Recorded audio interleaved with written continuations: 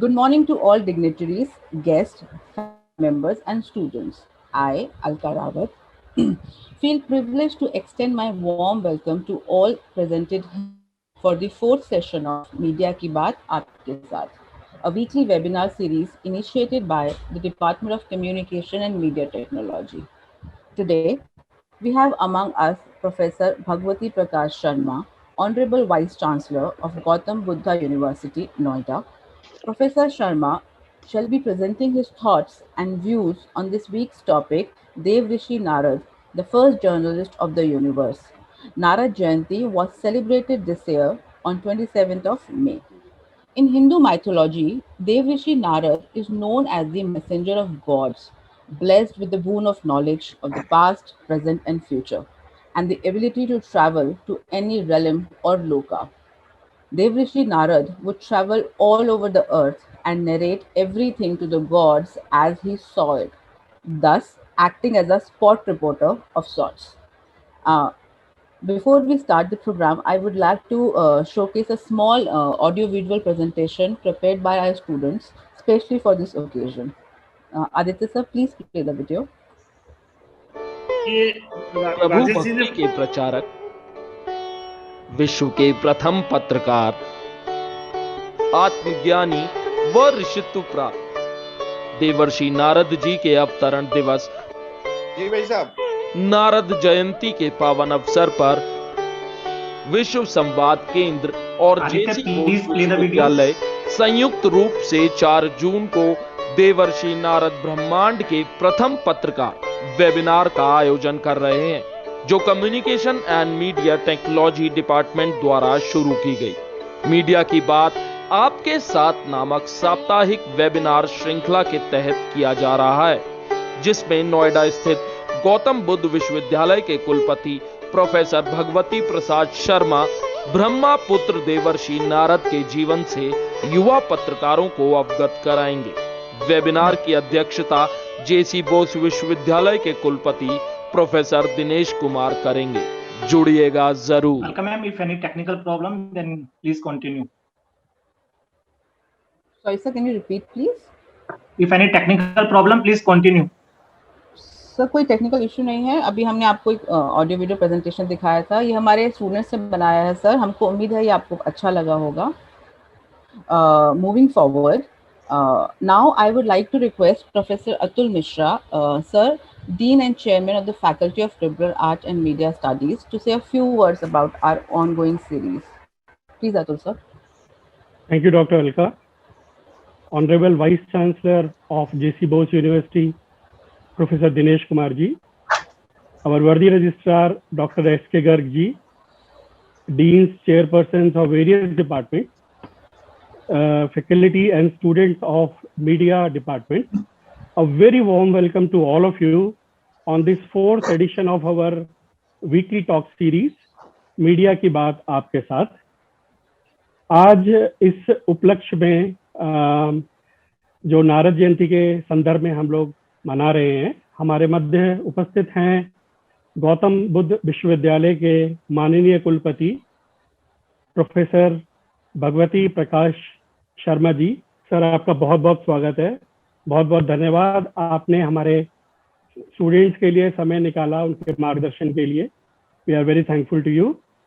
और हम बहुत धन्यवाद देते हैं विश्व संवाद केंद्र के सचिव श्री राकेश कुमार जी का भी, कि आपने इस कार्यक्रम का हमारे साथ संयुक्त प्रयोजन का जो हमारा प्रस्ताव था उसको सहर्ष स्वीकार किया और आज आप हमारे साथ इस कार्यक्रम में उपस्थित हैं। बहुत बहुत धन्यवाद आपका राकेश जी। सर, ये श्रृंखला हमने साप्ताहिक श्रृंखला इसी उद्देश्य से शुरू करी है कि हर सप्ताह हमारे पत्रकारिता विभाग से जुड़े हुए छात्र छात्राओं को मीडिया जगत से जुड़ी एक विभूति से मिलने का मौका मिले, उनके अनुभवों से, उनके ज्ञान से वो प्रेरित हों और कुछ सीखे वो। तो मैं मीडिया डिपार्टमेंट की फैकल्टी को बधाई देता हूँ इस कार्यक्रम को शुरू करने के लिए।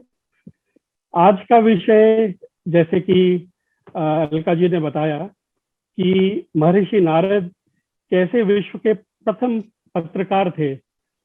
हमारे जो पौराणिक इतिहास के रचनाकार थे, जो उन्होंने उनकी एक बड़ी हास्यपद छवि हमारे सामने प्रस्तुत करी थी, परंतु जो उनका विचरण था पूरे ब्रह्मांड में और तीनों लोगों के समाचारों को जो सुचारू रूप से वो सब जगह पे आदान प्रदान करते थे, तो पत्रकारिता की अगर देखा जाए तो एक तरह से नींव डाली थी उन्होंने। तो आज हम प्रोफेसर साहब के विचार सुनने को बहुत उत्सुक हैं उसके संदर्भ में, और मेरा पूरा विश्वास है कि आपके विचारों को सुनने के बाद हमारे छात्रगण उस पर मनन करेंगे और ये हमारी फैकल्टी के लिए भी एक शोध का विषय रहेगा।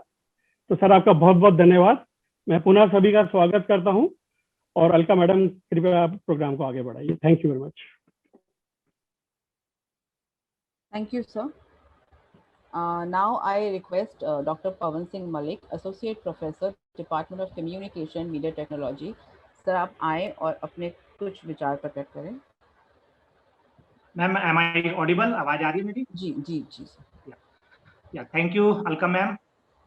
As we all know today, this media की बात आपके साथ talk on Devrishi Narad, the first journalist of universe, is a joint collaboration of JC Bose University of Science and Technology and Vishwa Samvad Kendra, Haryana.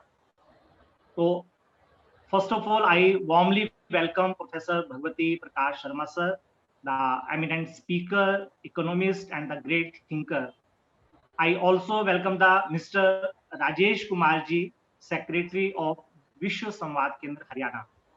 I also welcome the young, innovative, and energetic Vice Chancellor of our university, Professor Dinesh Kumar sir, our university registrar, Dr. Sunil Garg sir, our department dean and chairperson, Professor Atul Mishra sir, chairperson associated with other departments, all the professors, media persons from newspapers and electronic media, Vishwa Samvad Kendra Karyakartas, and all the students associated with us in this program. The occasion of Narad Jayanti is day to evaluate the values inherent in India's journalism and to decide the way forward. Maharishi Narad Muni is inspiration for journalists. Maharishi Narad Muni used to exchange information between deities and the demons without being biased, keeping public interest in mind. Even today, journalists should follow his footsteps and do value-based and pure journalism without fear. Nowadays, there are many expectations of the society from the media. So there is also a huge moral pressure on the media, which the media tries to fulfill. It has always been the tradition of the media in India to communicate in public interest. And I think Narad Jayanti is really a day to remember those values of journalism and follow them in our journalism profession, because we always support Satyam, Shivam, Sundaram based journalism, which was always the basis of Devrishi Narad's communication. So once again, I welcome to all in this weekly media की बात आपके साथ series. और जैसा Alka ma'am ने भी बताया, today this webinar series collaboration with the विश्व संवाद केंद्र हरियाणा, और हमारे साथ विश्व संवाद केंद्र हरियाणा के सचिव श्री राजेश जी भी आज इस कार्यक्रम में जुड़े हुए हैं। राजेश जी ने मास कम्युनिकेशन की पढ़ाई की है और साथ में ही राजेश जी हरियाणा में एक मासिक पत्रिका चलती है, हमारा देश हमारी माटी, उसके मार्गदर्शन का काम भी राजेश जी करते हैं। साथ में ही योद्धा स्मारक समिति हरियाणा के भी आप सचिव हैं, और इसके साथ ही हरियाणा में विमुक्त घुमंतु जनजाति कल्याण संघ, जिसका उद्देश्य समाज का जो अंतिम व्यक्ति है उसकी चिंता करना है, ताकि उसकी रोटी, कपड़ा, मकान, शिक्षा, स्वास्थ्य, स्वाभिमान, ये जो मूलभूत आवश्यकताएं रहती है, इन आवश्यकताओं को पूरा किया जा सके और वो वर्ग भी समाज का जो एक मुख्य वर्ग है, समाज के उस मुख्य वर्ग के साथ समाज का हिस्सा बन सके और समाज और राष्ट्र निर्माण में अपनी भूमिका निभा सके। इस सारे को लेकर भी राजेश जी इस विमुक्त घुमंतु जनजाति कल्याण संघ के मार्गदर्शन का सचिव का कार्यभार उनके ऊपर है। तो मैं अब ज्यादा समय ना लेता हुआ श्री राजेश जी से भी आग्रह करता हूं कि आज जो ये नारद जयंती का के संदर्भ में इस कार्यक्रम का आयोजन हम विश्वविद्यालय में कर रहे हैं, इसके विषय में आप भी कुछ बातें हम सबके समक्ष रखें। श्री राजेश जी। जी, सबको नमस्कार। आवाज आ रही है पवन जी, मैडम? जी सर प्लीज। आ रही है। आज के इस कार्यक्रम के आयोजन में आदरणीय डॉक्टर भगवती प्रसाद जी, आदरणीय डॉक्टर दिनेश जी अग्रवाल, जेसी बोस विश्वविद्यालय के रजिस्ट्रार महोदय,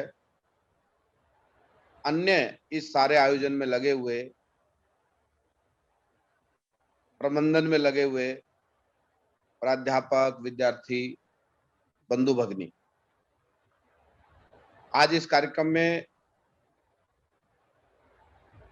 विश्वविद्यालय के विद्यार्थियों के साथ साथ या फैकल्टीज के साथ साथ समाज के अन्य वर्ग के लोग भी जुड़े हैं।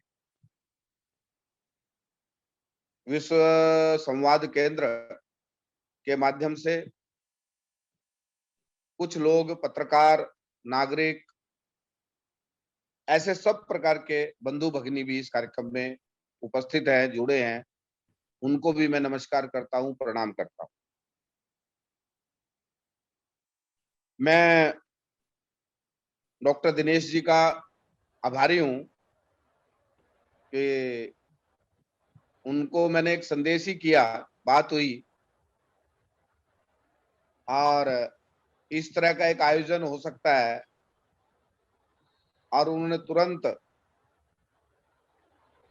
मास कॉम डिपार्टमेंट को कहा, बातचीत हुई और ये आयोजन हो गया। और डॉक्टर भगवती प्रसाद जी ने भी बड़ी विनम्रता के साथ और इस कार्यक्रम के आयोजन में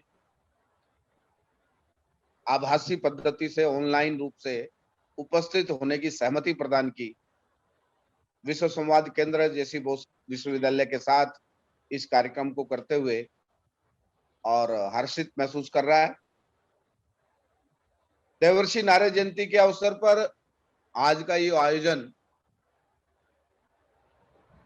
हम सबको ध्यान है, देवर्षि नारद जी का जब प्रारंभ में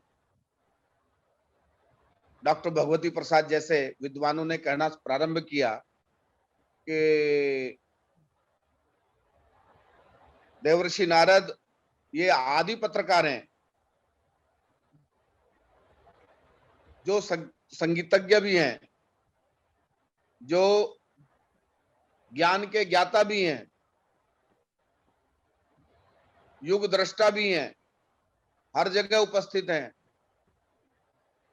तो बहुत लोगों ने मजाक उड़ाया, क्योंकि दुर्भाग्य है इस देश का, एक नैरेटिव का सामना लंबे समय से पूरे भारत को करना पड़ रहा है कि गांव में एक आदमी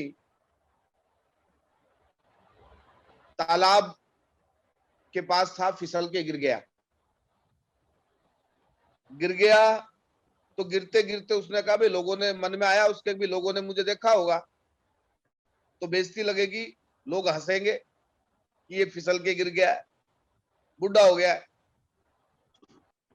तो उसके मुंह से भाई मैं मान ही लूं कि हाँ भाई मैं बुढ़ा हो गया हूं, तो उसने कहा, भाई जब थे तभी थे, अब क्या है, अब तो बुढ़े हो गए, अब तो गिरेंगे ही। लेकिन जब उसने चारों तरफ देखा कि उसको कोई देख नहीं रहा, और चारों तरफ देखने के बाद उसने देखा कोई भी नहीं है, तो फिर वो बैठ के अपने बारे में सोचने लगा कि जब मैं छोटा था तो उसने पीट दिया था, जब मैं स्कूल में गया तो मेरी पुस्तक तख्ती वो छीन के ले गया था, जब मैं गायों को लेकर के जंगल में जाता था तो मेरी गाय का दूध वो फलाने राम पी जाता था, तब वो उसने मेरे को पीटा था। तो फिर उसके मुंह से निकला, जब थे तब भी क्या थे, तब भी ऐसे ही थे, यानी गिरते पड़ते रहते थे, लुटते पिटते रहते थे। भारत का इतिहास हम सबके सामने इस पद्धति से रखा गया कि हमको कभी अपना गौरव ही महसूस ना हो। वो सिकंदर जो दुनिया को जीतने के लिए निकला, परंतु वो भारत के एक राजा के साथ ही लड़ा और यहीं से वापस चला गया, जिंदा अपने देश भी वापस नहीं पहुंच सका, लेकिन वो सिकंदर भारत के लिए महान हो गया। ऐसे अनेक विषय हैं। उसी प्रकार देवर्षि नारद जी को भी नारद मुनि, और नारद मुनि कहते ही मैं गांव का हूं, आप में से भी अनेक लोग होंगे, नारद मुनि यानी इधर की उधर उधर की इधर चुगली करने वाला व्यक्ति। ऐसा एक नैरेटिव फिल्मों के माध्यम से, सीरियल्स के माध्यम से, लेखन पुस्तकों के माध्यम से हम सबके सामने परोसा गया, और वो इतनी बार परोसा गया कि हमने भी मान लिया नारद यानी चुगलखोर। बड़ा मजाक उड़ाते थे लोग, लेकिन डॉक्टर भगवती प्रसाद जैसे अनेक विद्वान इस विषय पर डटे रहे। तथ्य जो तथ्य के रूप में सबके सामने आए तो लोगों ने मानना स्वीकार किया, और आज पत्रकारिता के क्षेत्र में काम करने वाले लोग ये मानने लगे हैं कि देवर्षि नारद आदि पत्रकार हैं।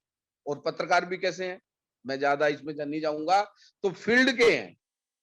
घटना घटती है तो वो चाहे इस लोक में घटे चाहे दूसरे लोक में घटे, वो एकदम जिसको कहते हैं ना ग्राउंड रिपोर्टर, मौके के रिपोर्टर, घटनाक्रम पे पहुंच करके उसकी सत्यता को जान करके जहां भी जाना पड़े वो माता पार्वती के पास भी उसी स्वच्छंदता के साथ जा पाते हैं, माता लक्ष्मी के पास भी उसी प्रकार से जा पाते हैं, और वो उनको यदि शिव और विष्णु जी के पास भी जाना हो तो जो उस समय के लोक और परलोक की कल्पना हम सबके सामने रखी है वो हर जगह उपस्थित है। वो देवताओं को भी समझा सकते हैं, वो राक्षसों को भी, दैत्य को भी समझा सकते हैं। दैत्यों को भी उनके ऊपर उतना ही विश्वास।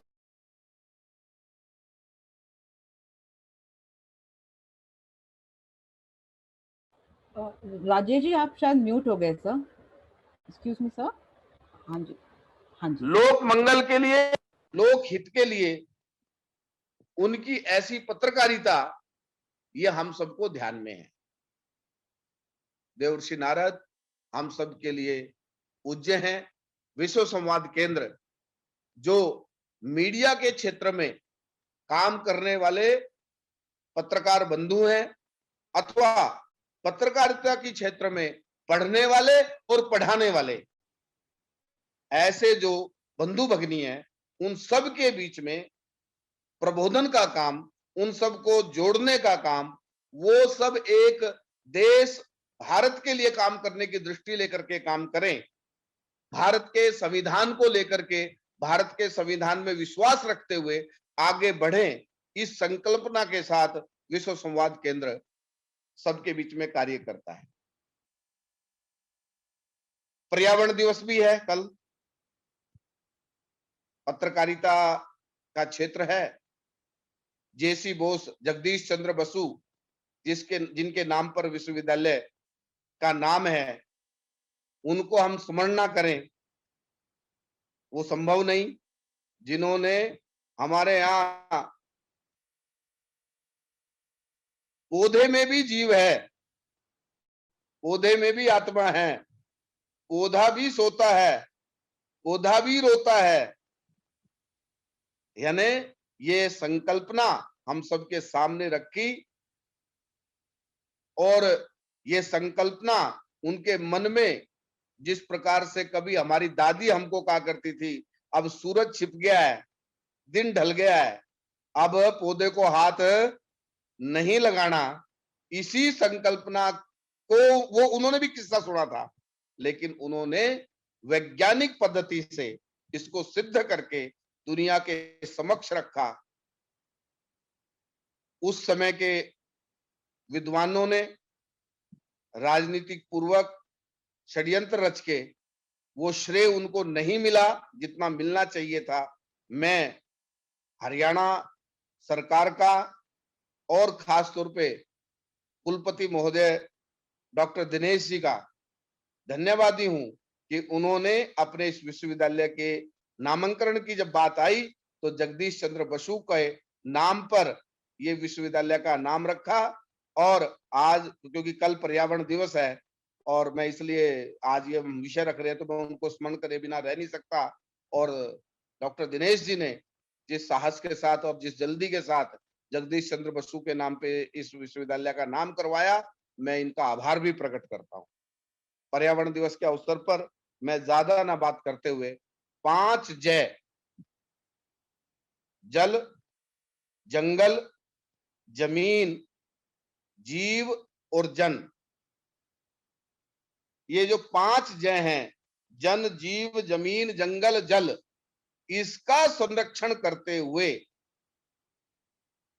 हम यदि आगे बढ़ेंगे तो निश्चित तौर पर दुनिया जिन अदृश्य ताकतों के साथ, चाहे वो कोरोना के रूप में, रासायनिक युद्ध एक प्रकार से जो चाइना वायरस हम सबके बीच में है, उससे भिड़ने की बात है, या अन्य कोई भी परिस्थिति निर्माण होगी, उस सब से हम टक्कर ले सकेंगे, तो ये जल, जंगल, जमीन, जीव और जन, इन 5 जय को की रक्षा संरक्षण का हम कल्पना करें, हम इसकी प्रतिज्ञा लें।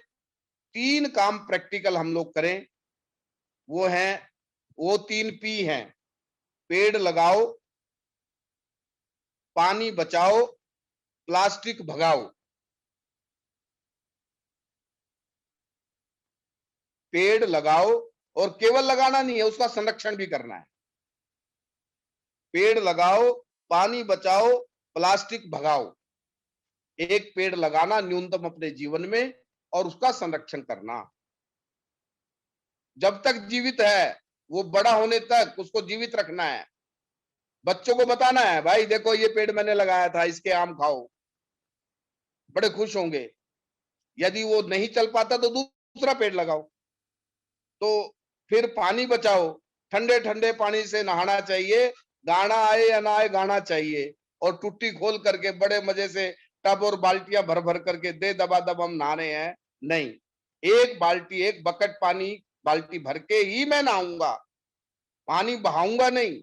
मैं मंजन ब्रश करता हूं तो टोंटी चला के नहीं, मैं शेव करता हूं, दाढ़ी बनाता हूं तो टोंटी चला के नहीं, गिलास, डब्बे, मग्गे में पानी लेकर के ही मैं सब काम निपटाता हूं। आरओ का जो वेस्टेज पानी है वो कूलर में, पोचे में अथवा पेड़ पौधों में देने के काम आता है, तो मैं पानी बचाता हूं। और एक अंतिम बात, मेहमान घर में आए या मैं घर में आऊं तो गिलास भर के नहीं देना पानी का पीने के लिए भी, क्योंकि बाहर से व्यक्ति आया है, हो सकता है पी के आया हो, और हम देते हैं वो एक घुट भरता है, वो गिलास रखा जाता है, वो सारा का सारा पानी नाली में जाता है, फिर हम उसको मांजते धोते हैं, तो कितना पानी वेस्ट जाता है। तो कृपया इस बात का ध्यान आप सब रखें। तो पानी बचाना है, और भी बहुत सारे तरीके हो सकते हैं, मैंने छोटे से बताया।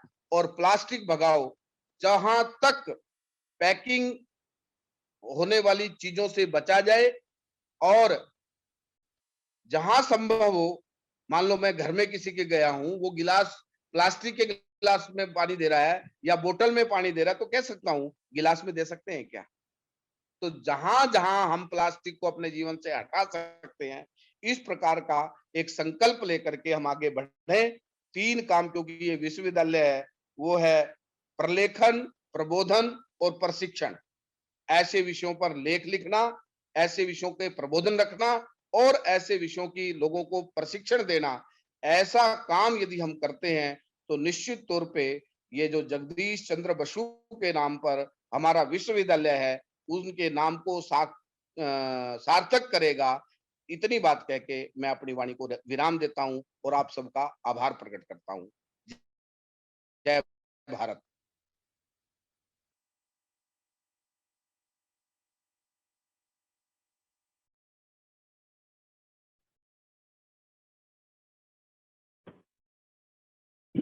अलका जी, मेरी तरफ से बात पूरी हुई।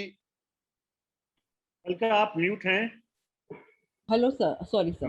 हाँ जी सर, बहुत बहुत धन्यवाद सर आपका, पवन जी एंड राजेश जी। और हमें पूरी उम्मीद है कि हम जितने भी सुनने वाले लोग हैं वो 3P को ज़रूर अपनाएंगे। और पेड़ लगाएंगे और प्लास्टिक का इस्तेमाल नहीं करेंगे। अब हम आगे बढ़ते हैं।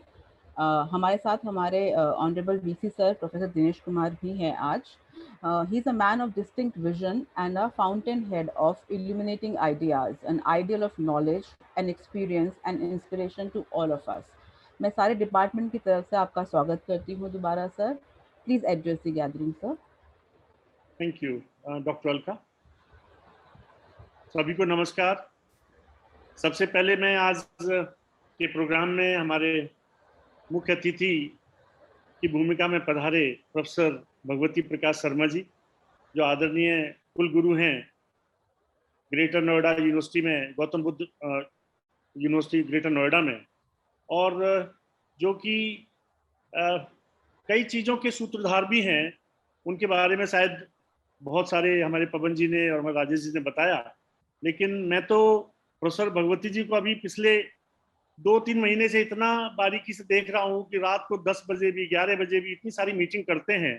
खासकर कोरोना काल में जब ये बात आई कि जो वैक्सीनेशन है उसके ऊपर पेटेंट लॉज चलेंगे, तो बहुत बड़ी कॉन्फ्रेंस का आयोजन किया, सक्सेसफुल कॉन्फ्रेंस का, इंटरनेशनल कॉन्फ्रेंस का। तो मैं ऐसे हमारे आज के जो मुख्य अतिथि हैं, मुख्य वक्ता के फॉर्म में जो आए हुए हैं, उनका स्वागत करता हूं कि इस प्लेटफॉर्म पर सर आप आए हैं आज हमारे बीच में, और आप आज अपने विचार देव ऋषि नारद मुनि जी के ऊपर रखेंगे, वो तो हम सुनेंगे। लेकिन आपने जो पिछले दिनों काम कोविड के पीरियड में बहुत सारे चीजों में जो हमारा किया है और मार्गदर्शन किया है, मैं उसके लिए आपको नमन करता हूँ। हमारे बीच राजेश जी हैं, जो हमारे विश्व संवाद केंद्र हरियाणा के सचिव हैं।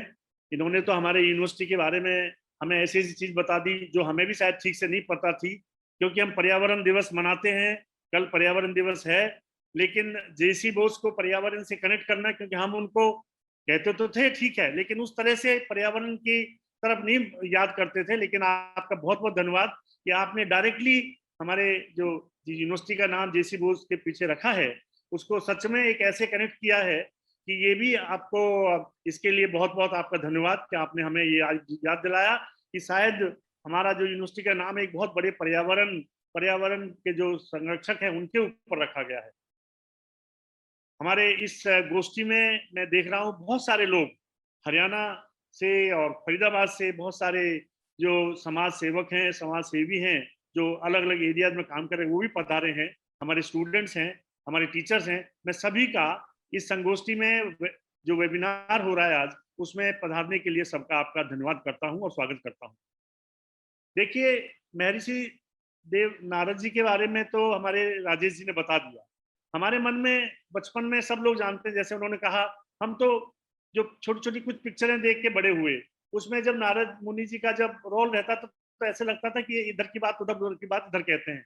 पर सच में जब आज मैं सुन रहा था, पीछे भी मैंने 1-2 जगह सुना, तो ऐसा लगता है कि शायद उस समय किस तरह की टेक्नोलॉजी रही होगी कि एक लोक से दूसरे लोक में जब जाने का काम करते थे नारद मुनि जी, किस तरीके से संवाद करते थे, किस तरीके से वो स्पॉट रिपोर्टिंग करते थे। आजकल तो देखा आपने होगा, टेबल रिपोर्टिंग का जमाना है, लोग टेबल पर बैठ के रिपोर्टिंग करते हैं, चाहे इंफॉर्मेशन कुछ हो और छाप कुछ देते हैं। आपने पीछे देखा था कि अमेरिका के न्यूज़पेपर न्यूयॉर्क टाइम्स में कैसी कैसी इंडिया के बारे में न्यूज छपी, तो जो चीज सच्ची घटना नहीं थी वो अमेरिका के माध्यम से इंडियंस ने पकड़ के उसको इंडिया में फैलाना शुरू किया। तो ये ऐसी रिपोर्टिंग का जमाना अब है। लेकिन सच में देखा है तो जो स्पॉट रिपोर्टिंग होती थी उस समय, वो एक अलग तरह की थी। और सच में जो हमारे नारद मुनि जी हैं, जो देव ऋषि नारद हैं, उन्होंने एक ऐसी स्पॉट रिपोर्टिंग करते थे कि उसका आज तक मुकाबला कोई नहीं कर सकता।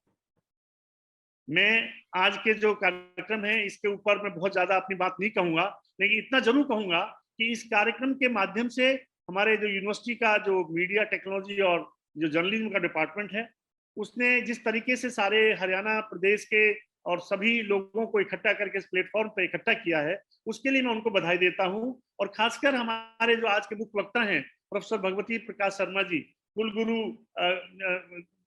जो गौतम बुद्ध यूनिवर्सिटी है उसके कुलगुरु हैं, उनको यहाँ पधारने के लिए उनका स्वागत और उनका धन्यवाद करता हूँ। और इन शब्दों के साथ पुनः, क्योंकि बहुत सारा समय हम नहीं लगाना चाहते, क्योंकि हम सुनना चाहेंगे प्रोफेसर आपको ज्यादा, और पुनः आप सबका धन्यवाद। और मैं चाहता हूं कि ऐसे ही आप आगे भी जो अनेक और कार्यक्रम होते हैं उसमें जुड़ते रहें हमारे बीच में। सबका धन्यवाद, नमस्कार।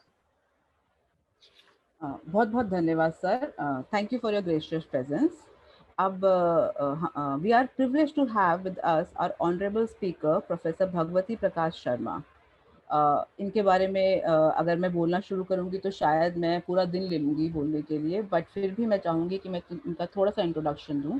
Professor Bhagwati Prakash Sharma is an economist who has been teaching commerce and management at degree and postgraduate level since 1978. He's also authored more than dozen popular monographs on economic globalization, WTO, FDI in retail, Swadeshi, intellectual property rights, security threats from China, genetically modified crops, intelligent design theory, and many, many more. He has been active in Swadeshi movement since 1991. Presently, he is one of the All India co-conveners of Swadeshi Jagran Manch. He has more than 200 research papers and articles to his credit, which have been published in various journals, magazines, and newspapers. Professor B.B. Sharma is an expert on global trade scenario, the WTO, free trade agreements, economic globalization, patents, investment measure, business environment, socio-cultural value and trends, etc. He has been keen observer and a regular commentator on all aforesaid issues. Ever since the launch of Uruguay round of the talks for the formation of WTO, he has been participating and keenly studying the MTAs in the biannual ministerial conference of WTO since 2003. We are very privileged to have you, sir. आपका बहुत बहुत स्वागत है. May I request you please start the session. हम सब लोग बहुत ही wait कर रहे हैं आपके सेशन का. Sir please.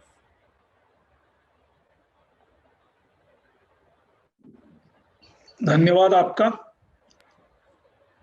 आज के कार्यक्रम की अध्यक्षता कर रहे जेसी बोस विश्वविद्यालय के विद्वान माननीय कुलपति प्रोफेसर दिनेश कुमार जी, विश्व संवाद केंद्र के सचिव मान्यवर राजेश जी, प्रचार विभाग और विश्व संवाद केंद्र के सभी पदाधिकारी एवं कार्यकर्ता बंधुओं बहनों, विश्वविद्यालय के registrar, deans, directors, faculty members, research scholars and students और इस संगोष्ठी में विद्यमान आमंत्रित अतिथि महानुभाव, मुझे लगता है नारद ऋषि का अगर सही व्यक्तित्व समझना है तो महाभारत के सभा पर्व में जब वे युधिष्ठिर से मिलने के लिए जाते हैं तो एक गद्यांश यानी एक पेरा में इतने अधिक विशेषण प्रयुक्त किए गए हैं कि चारों वेद, छहों वेदांग, उपनिषद, आरण्यक और सभी प्रकार के इतिहास और सभी प्रकार के ग्रंथों के ज्ञाता, अनेक सद्गुणों के धारक और अद्भुत स्मरण शक्ति के धारक और साथ ही 14 लोकों में ऊपर नीचे दाएं बाएं तिरछे सभी स्थानों का सदैव ज्ञान रखने वाले ऐसे एक ब्रह्मर्षि के रूप में उनका वर्णन है. थोड़ा सा यहाँ हम आज की अगर क्वांटम मैकेनिक्स की बात करें तो न्यूट्रिनोज ऐसे सब एटॉमिक पार्टिकल्स हैं कि शायद ये संगोष्ठी हमने शुरू की, इस बीच में अनेक बार वो न्यूट्रिनो सब एटॉमिक पार्टिकल, जैसे हम इलेक्ट्रॉन, प्रोटॉन, न्यूट्रॉन कहते हैं, उनसे भी छोटे पार्टिकल्स न्यूट्रिनोज है, वो इस धरती के आर पार कई बार जाके आ गए होंगे. और यदि हम अपनी दृष्टि में उन न्यूट्रिनोज को देखने की सामर्थ्य विकसित कर लें तो इस धरती के आर पार और सप्तलोकों में देखना आज के समय में कठिन नहीं है. तो इस प्रकार से हमारे प्राचीन वांग्मय में कई बार हम कह देते हैं, अपने प्राचीन वांग्मय के लिए स्क्रिप्चर शब्द यूज करने की बजाय कई बार माइथोलॉजी हम स्वयं ही कह देते हैं. माइथोलॉजी यानी मिथ्या शास्त्र. तो हम कई बार, तो क्या होता है कि किसी भी समय शब्द प्रयोग अत्यंत महत्वपूर्ण हो जाता है. और जहां नारद ऋषि के लिए वेद के ज्ञाता और पुराण और 6 वेदांग के ज्ञाता के रूप में कहा है, जिसमें कि शिक्षा, कल्प, निरुक्त, छंद, व्याकरण, ज्योतिष सभी का ज्ञाता, मैं थोड़ा सा, चूंकि कल पर्यावरण दिवस है और पौधारोपण की बात राजेश जी ने की, अब जब हम बात करते हैं निरुक्त की, निरुक्त यानी कि संस्कृत के कोई भी शब्द ऐसा नहीं है जिसका कोई सार्थक शब्द निर्वचन या निरुक्ति न हो। तो मैं एक दिन निरुक्त देख रहा था, 4000 वर्ष पुराना निरुक्त है यास्क का, और उसमें वन शब्द आया। तो वन शब्द की निरुक्ति यानी कि उसकी उत्पत्ति बताई है, वन्यते याचते वृष्टि प्रदायते इति वनाः, यानी वृष्टि की मांग करने वाले को वन कहते हैं।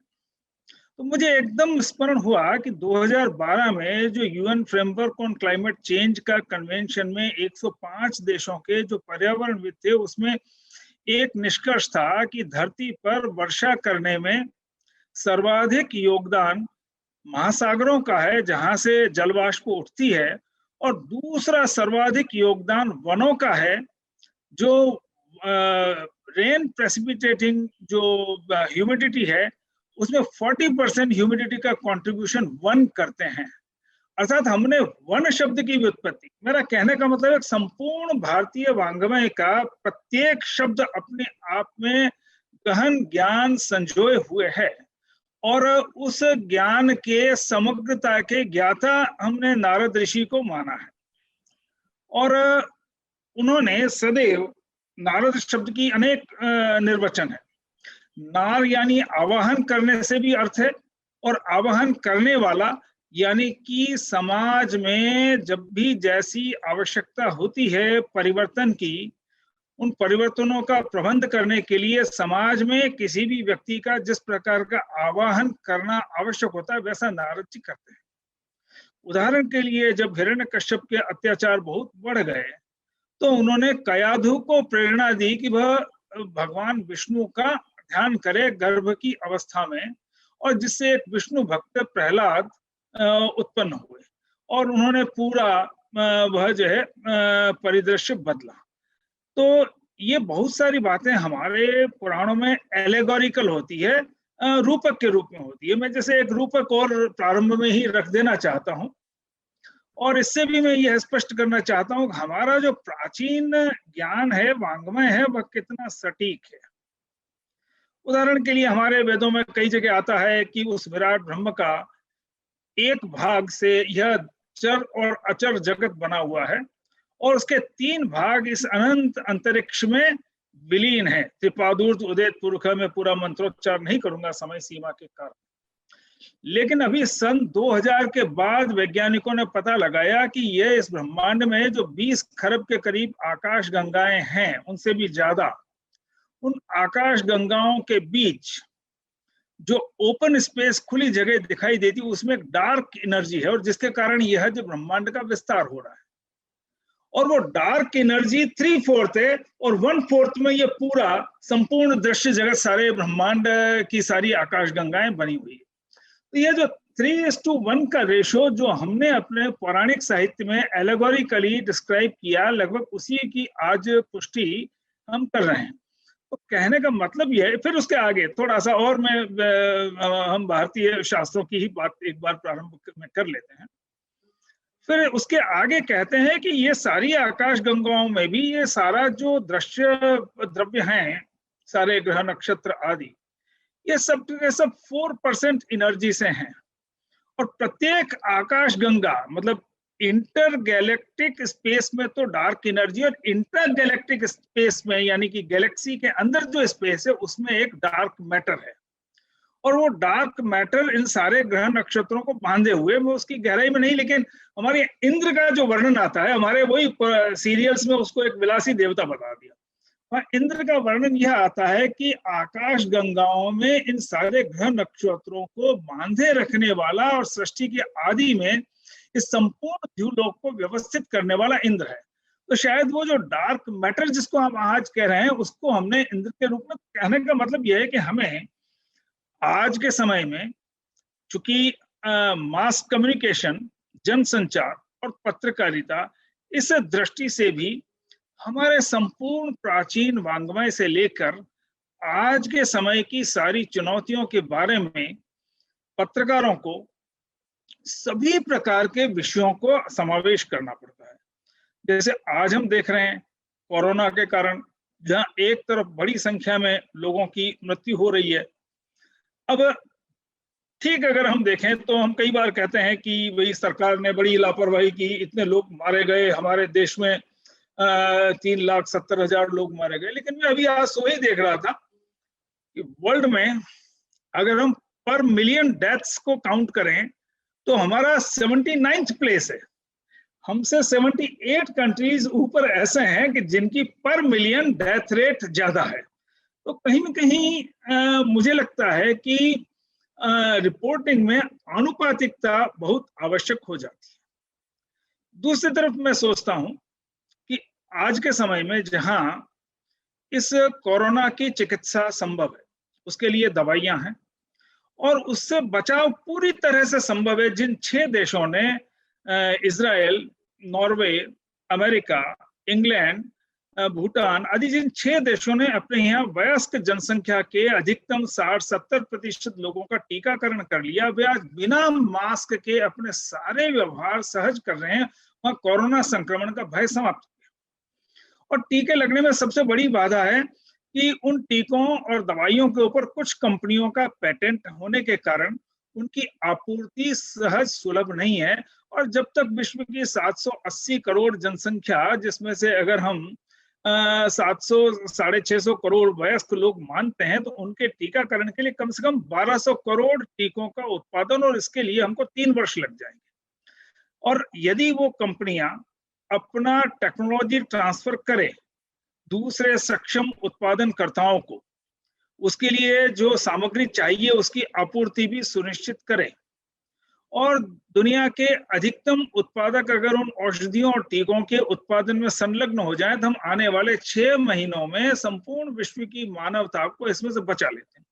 अब मैं रिपोर्टिंग की दृष्टि से एक बात कह रहा हूँ। कुछ लोग कहते हैं कि भाई उन कंपनियों ने बड़ा अनुसंधान किया और काफी पैसा लगाया, लेकिन अमेरिका में 6 कंपनियों को जिन्होंने टीके के विकास किया, उनको $12 बिलियन की सहायता अमेरिकी सरकार ने दी। इंग्लैंड में भी एस्ट्राजेनेका और ऑक्सफोर्ड के टीके में सरकार ने सहायता दी सारी। अपने देश में भी हम देखते हैं भारत बायोटेक को सरकार ने आर्थिक सहायता दी। वैसे सौभाग्यवश भारत बायोटेक ने 3 और कंपनियों को टेक्नोलॉजी ट्रांसफर किया है।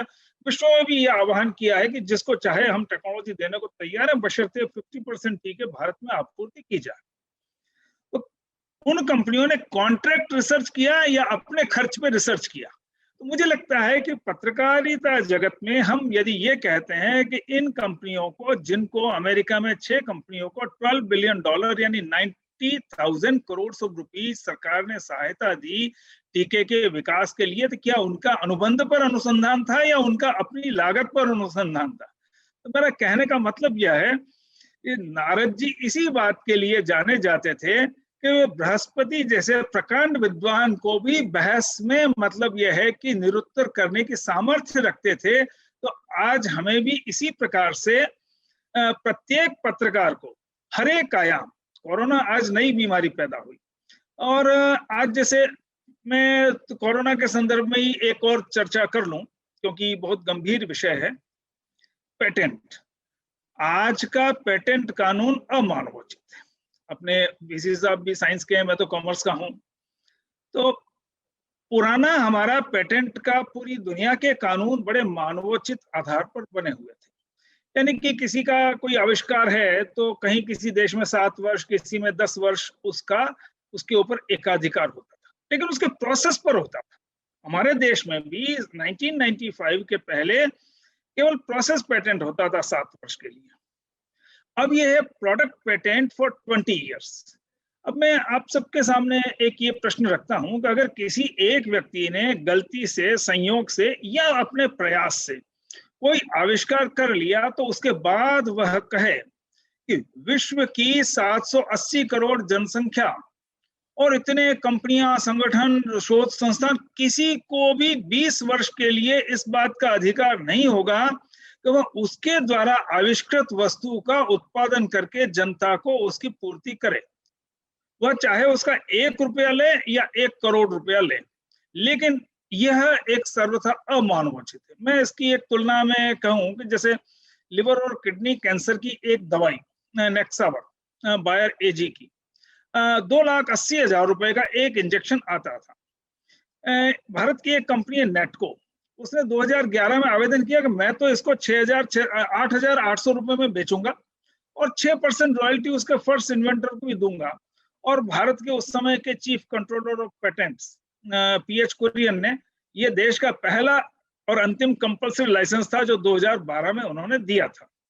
अब आप सोचिए 2,80,000 रुपए का इंजेक्शन 28,000 रुपए में नहीं, उसकी भी 1/3 8,800 रुपए में अगर वह कंपनी बेच सकती है और 6% रॉयल्टी फर्स्ट इन्वेंटर को भी दे सकती है, तो अगर 3% कॉस्ट पे कोई दूसरा व्यक्ति सब्सिक्वेंट मैन्युफैक्चरर अगर उस चीज को बना के समाज को सुलभ कराए, तो क्या इस प्रकार का 20 वर्ष का संपूर्ण विश्व की जनता को के विरुद्ध किसी एक आविष्कारक को एकाधिकार देना, यानी कि आविष्कारक और समाज के अधिकारों के बीच संतुलन की एक बहस आज का पत्रकार जगत चाहे तो आगे बढ़ा सकता है।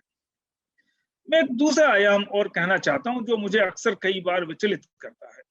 आज हम जनसंचार की दृष्टि से देखें तो हमारे चाहे फिल्म्स हैं, चाहे हमारे सीरियल्स हैं, चाहे हमारे दूसरी इस तरह की रिपोर्टिंग है, चाहे न्यूज रिपोर्टिंग है, उन सब में एक बड़ी चिंता उत्पन्न करने वाला विषय आता है। मैं खाली एक बात रखना चाहता हूँ, आज के सारे अगर 100 साल बाद 200 साल बाद कोई व्यक्ति आज के भारतीय समाज की समीक्षा करना चाहेगा तो वह आज के समाचार पत्रों को लेगा, आज के इलेक्ट्रॉनिक चैनल्स की रिकॉर्डिंग्स को लेगा, वह आज के सीरियल्स का एनालिसिस करेगा, आज की फिल्मों का एनालिसिस करेगा और आज के सारे प्रिंट समाचार पत्र। तो चूंकि जिस तरह से हमारे रिपोर्टिंग में सेंस ऑफ प्रोपोर्शनलिटी नहीं है, आनुपातिकता, और जितनी आज की कहानियां हैं, उपन्यास है, सबको वो समीक्षा करेंगे लोग। वो कहेंगे जैसे आज हम कहते हैं कि रामायण काल ऐसा था, महाभारत काल, वो कहेगा भारत में 100 साल पहले केवल दुराचारी, व्याभिचारी, ठग, डकैत, लूटने वाले और सभी इसी प्रकार के लोग थे। शायद अच्छा व्यक्तित्व के ढूंढो तो नहीं मिलता होगा, क्योंकि आज एक प्रकार से समाज जीवन में जो हमारा लोक व्यवहार है, उस लोक व्यवहार की अनुपातिकता से भिन्न हमारा, जैसे अक्सर हम देखते हैं हर सीरियल में पति पत्नी को झगड़ते हुए दिखाना, झगड़ने के बाद तलाक लेते हुए दिखाना, तलाक लेने के बाद दोनों को पुनर्विवाह अलग अलग करते दिखाना। एक 4 वर्ष का बच्चा या बच्ची 24 वर्ष का होते होते 6-7 हजार तलाक और 2-3 हजार पुनर्विवाह देख चुका हो या देख चुकी होती। अब उसके जीवन में आ जाता है कि दाम्पत्य में अगर कुछ घंटों का भी विग्रह होता है तो तलाक लेकर दूसरा विवाह कर लेना एक बहुत अच्छा समाधान है। मेरे पुराने विश्वविद्यालय में एक साइकोलॉजी की प्रोफेसर ने कहा कि सर आप सही कह रहे हो, मेरी एक भतीजी है, उनकी भतीजी 14 वर्ष की थी, उस समय 8वीं क्लास में पढ़ती थी, तो वो एक दिन शॉर्ट पहने हुए थी और बाहर से कोई सामान लेने जा रही थी, जनरल स्टोर सामने था। तो उन्होंने कहा मैडम ने कि सर मैंने उसको कहा कि नहीं बेटे ऐसे शॉर्ट पहन के बाहर नहीं जाते। उसने कहा बुआ मैं तो बड़ी होकर भी शॉर्ट ही पहनूंगी। तो मैंने उसको मजाक में पूछ लिया कि तुम्हारे ससुराल वाले नहीं पहनने देंगे तो क्या करोगी? तो उसने चुटकी बजाय कहा तलाक दूंगी, दूसरा विवाह करूंगी। अब अगर एक 14 वर्ष के बच्चे या बच्ची के दिमाग में यह जो बार बार हमारे आज के जनसंचार माध्यमों पर तलाक और पुनर्विवाह की जितनी संख्या देखकर यह उसके सहज मन पर एक प्रकार से अंकित हो गया, तो ऐसा ही आज अगर हम देखें तो मेरा कई मैनेजमेंट पढ़ाता हूं तो कई डायलॉग राइटर्स से भी संवाद होता है, तो उनका कहना है साहब हमारे सीरियल के स्पॉन्सर्स हैं, उनका कहना है कि 85% डायलॉग्स नॉन कॉम्प्लीमेंट्री होने चाहिए, असंपूरक होने चाहिए। तो पहले उस समय जब 10 साल 12 साल पहले मुझे भी कहा था उन्होंने, 15 साल पहले, तो मैं समझ नहीं पाया। मैंने कहा नॉन कॉम्प्लीमेंट्री कैसे? कि हमारे ऊपर दबाव यह रहता है, उनका कहना है कि नॉन कॉम्प्लीमेंट्री यानी कि काउंटर क्वेश्चन करने वाला, प्रति प्रश्न करने से काम नहीं चला तो दूसरे के ऊपर आरोप लगाने वाला, तुम ऐसे हो, तुमने हमेशा मेरे साथ ऐसा किया। चाहे भाई बहन बात कर रहे हैं, माँ बाप और बच्चे बात कर रहे हैं, चाहे पति पत्नी बात कर रहे हैं, चाहे 2 दोस्त बात कर रहे हैं, एक दूसरे को उपालंब देना, दोषारोपण करना, उससे भी काम नहीं चला तो दूसरे का उपहास उड़ाने वाले संवाद, उपहास उड़ाने वाले संवादों से भी काम नहीं चला, तो चेतावनी देने वाले, शट अप, डोंट पोक your nose into my business. तो उन्होंने मुझे 30-35 प्रकार के असंपूरक संवादों के उदाहरण दिए। अब इसका परिणाम यह होता है कि हमारे घर का हर बच्चा ही नहीं बल्कि मेरे आप जैसे भी लोग, जब वो बार बार वहां सीरियल्स में, संवाद में काउंटर क्वेश्चन करके दूसरे को निरुत्तर करना, उस पर आरोप लगा के निरुत्तर करना, उसको रिडिक्यूल करके निरुत्तर करना, उसको चेता, तो बड़ा अच्छा लगता है। हम भी कई बार दर्प में उस प्रकार के संवादों का उपयोग अपने मित्रों के साथ, अपने वैवाहिक भागीदार के साथ, अपने माता पिता या बच्चों के साथ कर लेते हैं। जैसे आज से उन्होंने मुझे एक उदाहरण दिया कि साहब अगर 25 साल पहले के हमारे डायलॉग में अगर हम एक पिता या माता से ये पूछवाना होता अपने बच्चे या बच्ची से, अगर तुम 2 दिन पहले फिल्म देखने गए थे, मुझे बताया नहीं, तो उस समय हम उस बच्चे से सच उत्तर दिलवाते थे। मैं डर रहा था या डर रही थी इसलिए नहीं बताया, मैं भूल गया या भूल गई थी इसलिए नहीं बताया, मैं नहीं गया या नहीं गई, आपको किसी ने गलत सूचना दी, वो अपना सही। अब हम उससे बुलवाते हैं, आप बताओ आपको किसने कहा, मतलब वो उत्तर दिलवाने की बजाय काउंटर क्वेश्चन करना, आपको किसने कहा। और फिर माता या पिता से बुलवाएंगे, मैं नहीं बताऊंगा या बताऊंगी कि मुझे किसने कहा, तुम गए या नहीं गए। तो उसके बाद में उसका एक अल्टीमेटम आ जाता है, जब तक आप नहीं बताएंगे कि आपको किसने कहा, मैं भी इसका उत्तर नहीं दूंगा। तो कहने का मतलब यह है कि इस प्रकार के संवादों की जो बहुलता से क्या हम आने वाले समय में अपने परिवारों को सुरक्षित रख पाएंगे क्या। अब हमारे देश में तलाक की दर 2001 में 1 पर 1000 कपल थी, आज ये 18.7 पर 1000 कपल हो गई, यानी 18 गुनी हो गई। पाश्चात्य जगत में ये 1000 में 500 तलाक है, 500 पर 1000।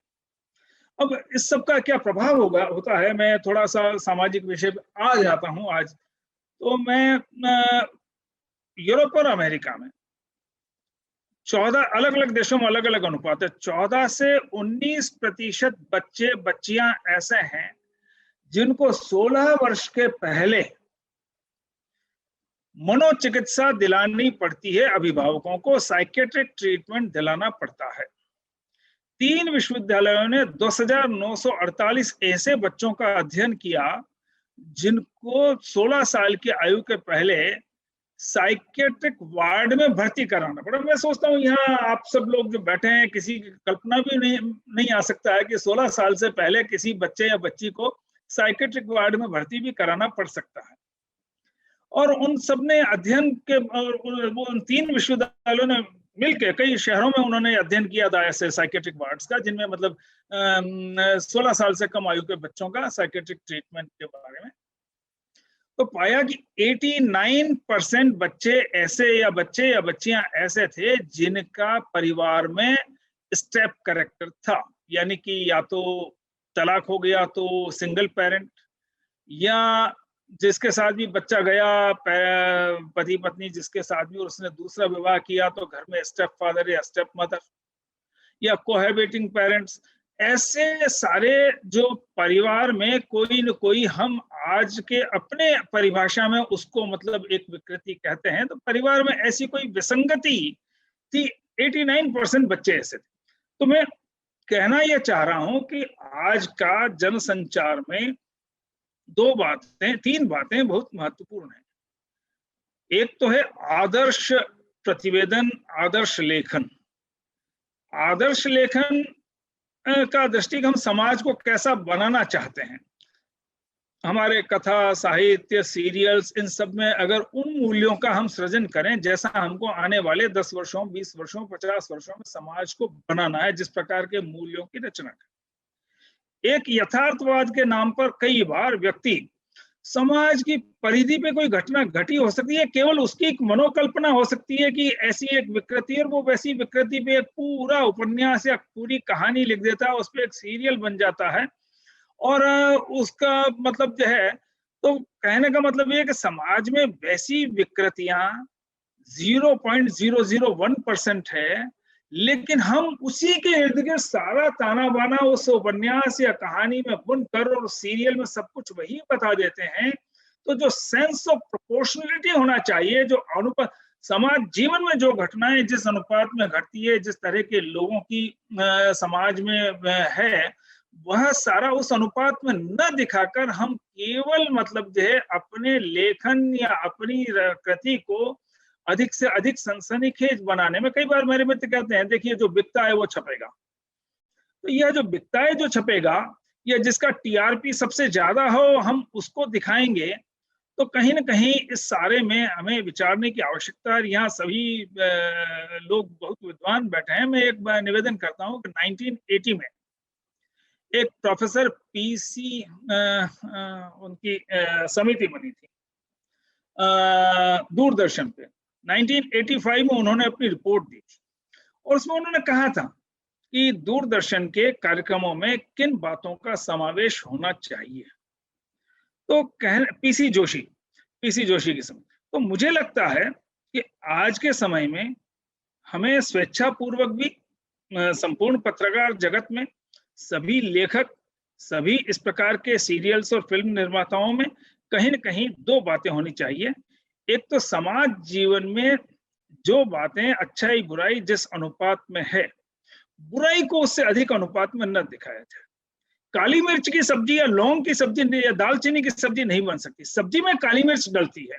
हम कई बार अपने उस लेखन या अपने सीरियल को सनसनीखेज बनाने के लिए केवल काली मिर्च की सब्जी बना देते हैं, ठीक है वो देखने में। तो एक तो मेरा ये मानना है कि यह एक आनुपातिकता का ध्यान रखना चाहिए। एक दूसरा वही है कि हम समाज में किन बातों को प्रचारित करना चाहते हैं, वह समाज को जैसा बनाना है, वह आदर्श लेखन या आदर्श पटकथा या आदर्श उस दृष्टि से जैसा हम समाज बनाना चाहते हैं, हमें उस ओर ले जाना। मैं आदर्श लेखन और यथार्थवाद के नाम पर एक अंतर करना चाहता हूँ। आप सबने बचपन में ऐसी अनेक कहानियां पढ़ी होंगी, बोध कथाएं। एक महिला थी, उसका एक बच्चा था, दोनों को 2 दिन से पूरा भोजन नहीं मिला था। उनको किसी एक व्यक्ति का पर्स मिल जाता है, वो सोचते हैं इतने पैसे से तो हमारा आने वाले 6 महीने का खाने पीने की व्यवस्था हो जाएगी, बहुत अच्छा हो गया। फिर वह जो लेखक था वो उनके मन में उधेड़-बुन पैदा करता, नहीं ये अधर्म है, किसी दूसरे का पैसा नहीं लेना चाहिए। तो फिर वो उनके मन में दूसरा विचार पैदा करता है साहित्यकार, नहीं धर्म अधर्म कुछ नहीं होता है, पहले अपने जीवन की रक्षा है और इसलिए इस पैसे को हम वापस नहीं लौटाएंगे। लेकिन अंततः वह कहानीकार या उपन्यासकार अंत में उन दोनों माँ बेटे को इस बात के लिए सहमत कर लेता है कि हमें अन्याय का पैसा नहीं रखना, किसी दूसरे का पैसा नहीं रखना। पता नहीं वो भी अपने किसी परिजन की चिकित्सा के लिए पर्स में पैसा ले जाकर रख रहा होगा और किसी काम से ले जा रहा होगा, हमें इसके सही मालिक का पता लगाकर उस तक पहुंचा देना। 8 साल 10 साल 15 साल का हमारे घर में बच्चा बच्ची जब यह कहानी पढ़ता तो उसके सुकोमल मन पर भी वैसे ही संस्कार पड़ते। तो कहने का तात्पर्य यह है कि आज के समय में जब हम ब्रह्मर्षि नारद जी की जयंती मना रहे हैं और जहां नारद जी ने सदैव समाज को सही दिशा में ले जाने के प्रयास किए। मैंने प्रारंभ में जो नारद ऋषि का युधिष्ठिर के राज्य में जब उनकी सभा में आने का वर्णन है, उसके आगे उन्होंने युधिष्ठिर से 127 क्वेश्चंस किए, जिसमें पूछा कि क्या तुम्हारे राज्य की आय पर्याप्त है, क्या तुम अपने दादा परदादा आदि की परंपरानुसार अपने राज्य के ब्राह्मण वैश्य और शूद्र, वहां क्षत्रिय नहीं कहा है, ब्राह्मण वैश्य और शूद्र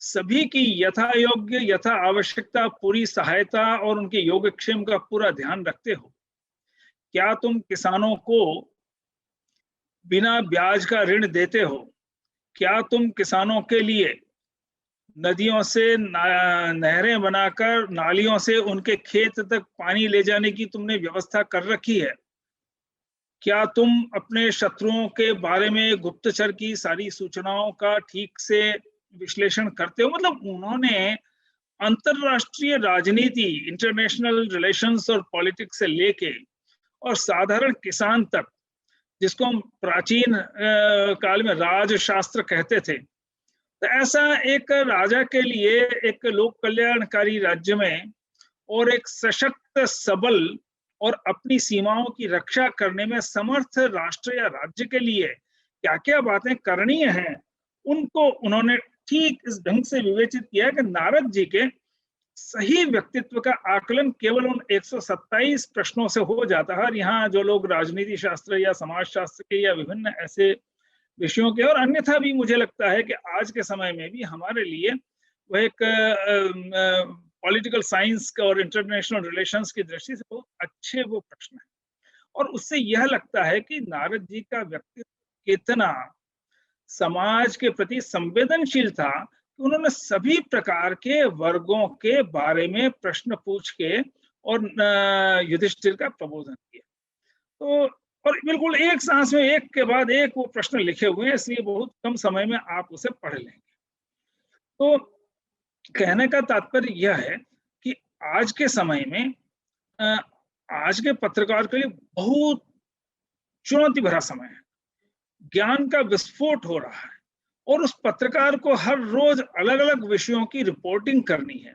और उसमें जहां एक तरफ कोरोना को लेकर बायोलॉजिकल वारफेयर के ऊपर चर्चा चल रही है, वहीं एग्री बायो टेररिज्म की चर्चा चल रही है, वहीं ऐसे अनेक प्रकार के विषय की क्या वुहान के वायरस के बारे में चीन के ऊपर अंतर्राष्ट्रीय न्यायालयों में कोई मुकदमा दर्ज किया जा सकता है। और इसके साथ ही आज के समय में इस कोविड के बाद आर्थिक पुनर्रचना कैसी हो, कोविड के बाद जो ग्लोबल फाइनेंशियल आर्किटेक्चर है, IMF, वर्ल्ड बैंक, WTO, इन सब की पुनर्रचना किस प्रकार से हो।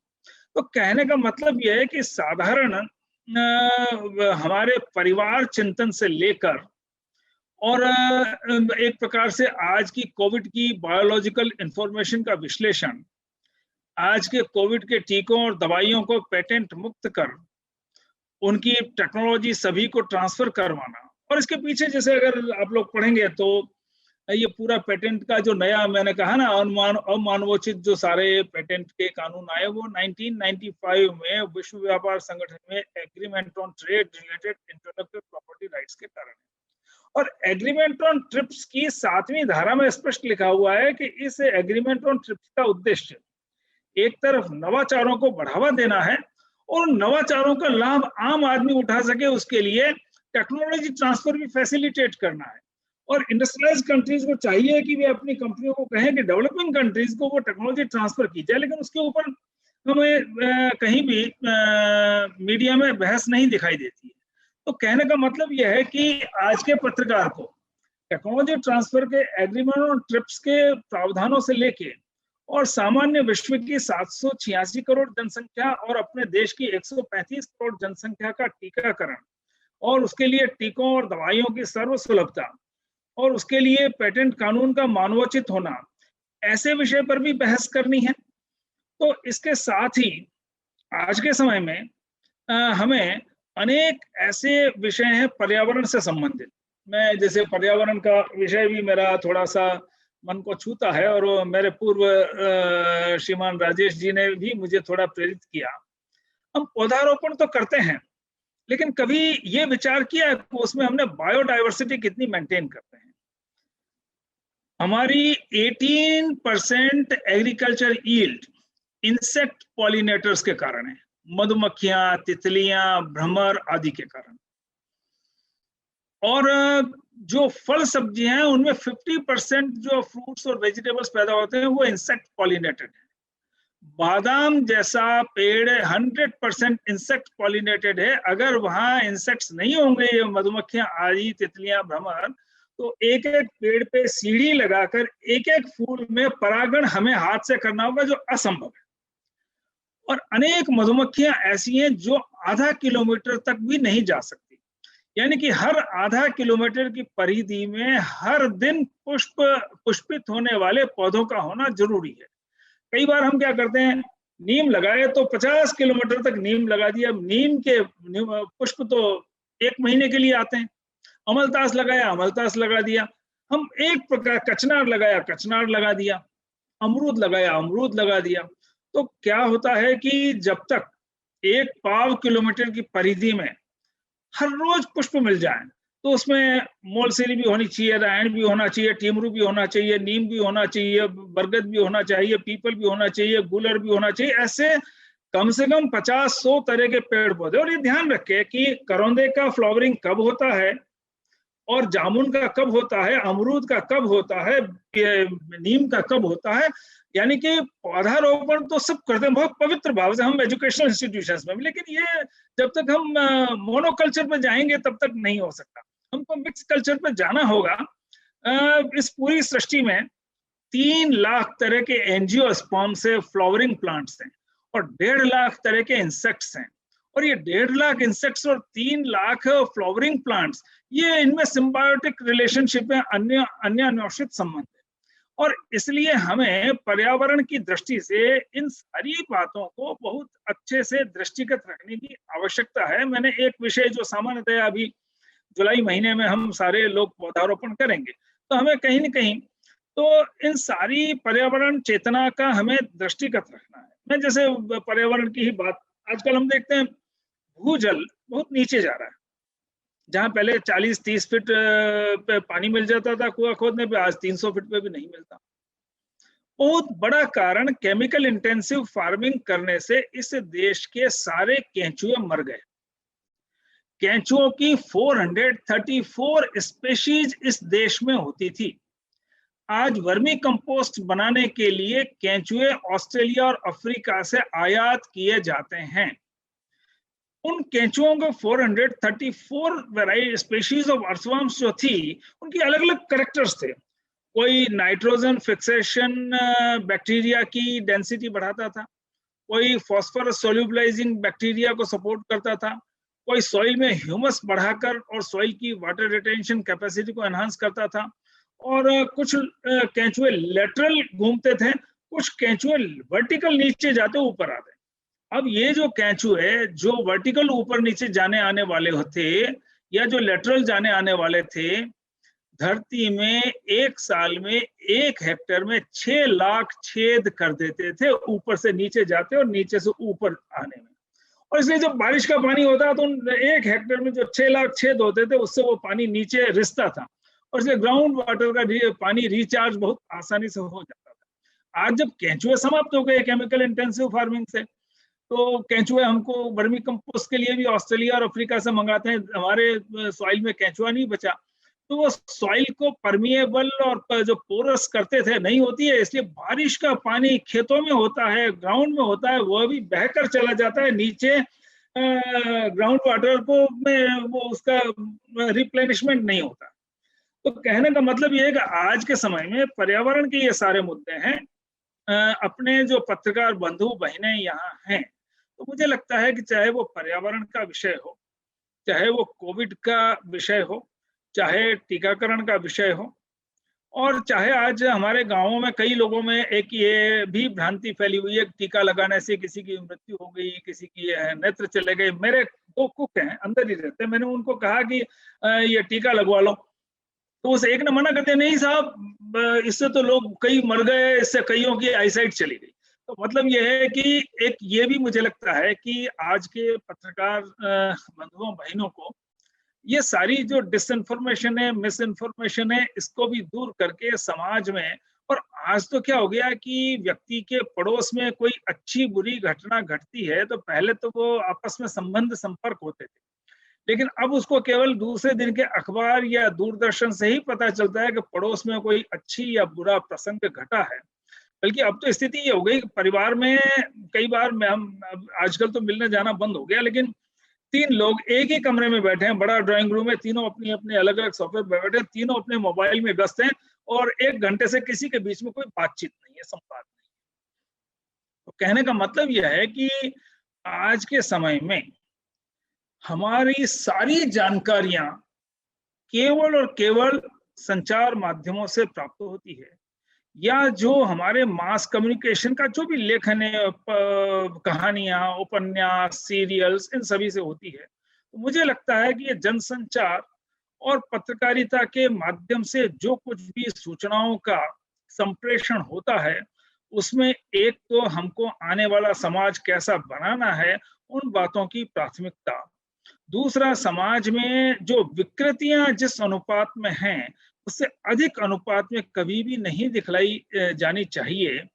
और तीसरी बात जो मुझे लगता है, तो अनेक आजकल एक्सप्लोजन ऑफ नॉलेज हुआ है, और इसलिए जिस एक्सप्लोजन ऑफ नॉलेज को ठीक से प्रस्तुति बहुत आवश्यक है। तो इसके लिए पत्रकारों को बहुत अधिक पढ़ना होगा कि यह जो चाहे कोविड का वायरस है तो ये कैसे फैला हो सकता है, इसके ऊपर भी उनको रिपोर्टिंग करनी है। जैसा मैंने कहा, बायोलॉजिकल वारफेयर में दुनिया में क्या क्या हो रहा है उसके ऊपर भी उनको एंकरिंग करनी है कई बार दूरदर्शन पे।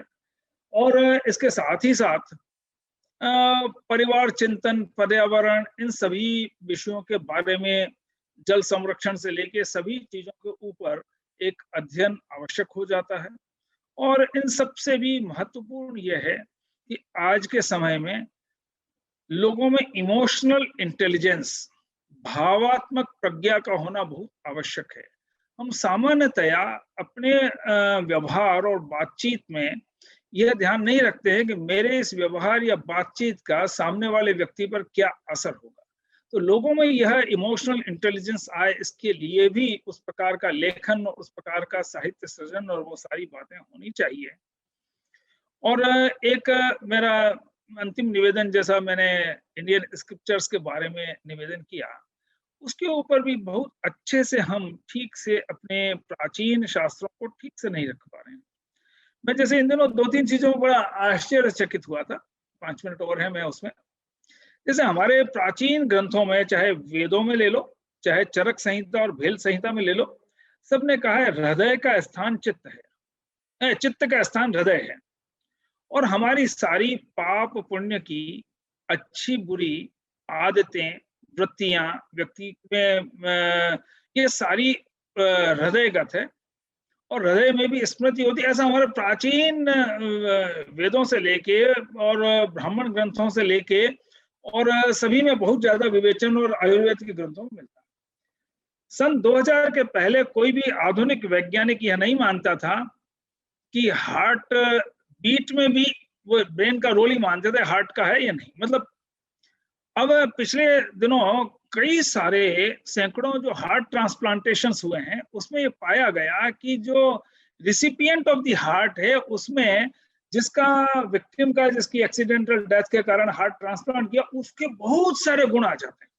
एक फैक्ट्री फाउंड्री वर्कर था, उसको पियानो बजाने का शौक इसलिए पैदा हो गया कि जिस लड़की का हार्ट उसमें ट्रांसप्लांट हुआ था वो पियानो बजाती थी। एक महिला जिसने कभी मदिरा पान सोचा ही नहीं, उसमें बियर पीने की आदत इसलिए पैदा हो गई कि जिसका एक्सीडेंटल डेथ हुई उसका हार्ट उसमें ट्रांसप्लांट किया और वो हो गया।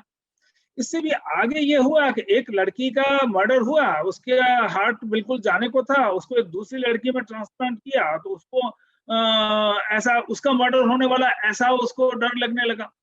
वो मनोचिकित्सकों को दिखाया, उन्होंने कहा नहीं, पुलिस को मिलाओ, और उसने बिल्कुल जिस व्यक्ति ने उस लड़की का, जिसका हार्ट इसमें लगा था, उसका मर्डर किया था, उसका हुलिया बता दिया, उसके कपड़े बता दिए, और वो अपराधी पकड़ा गया।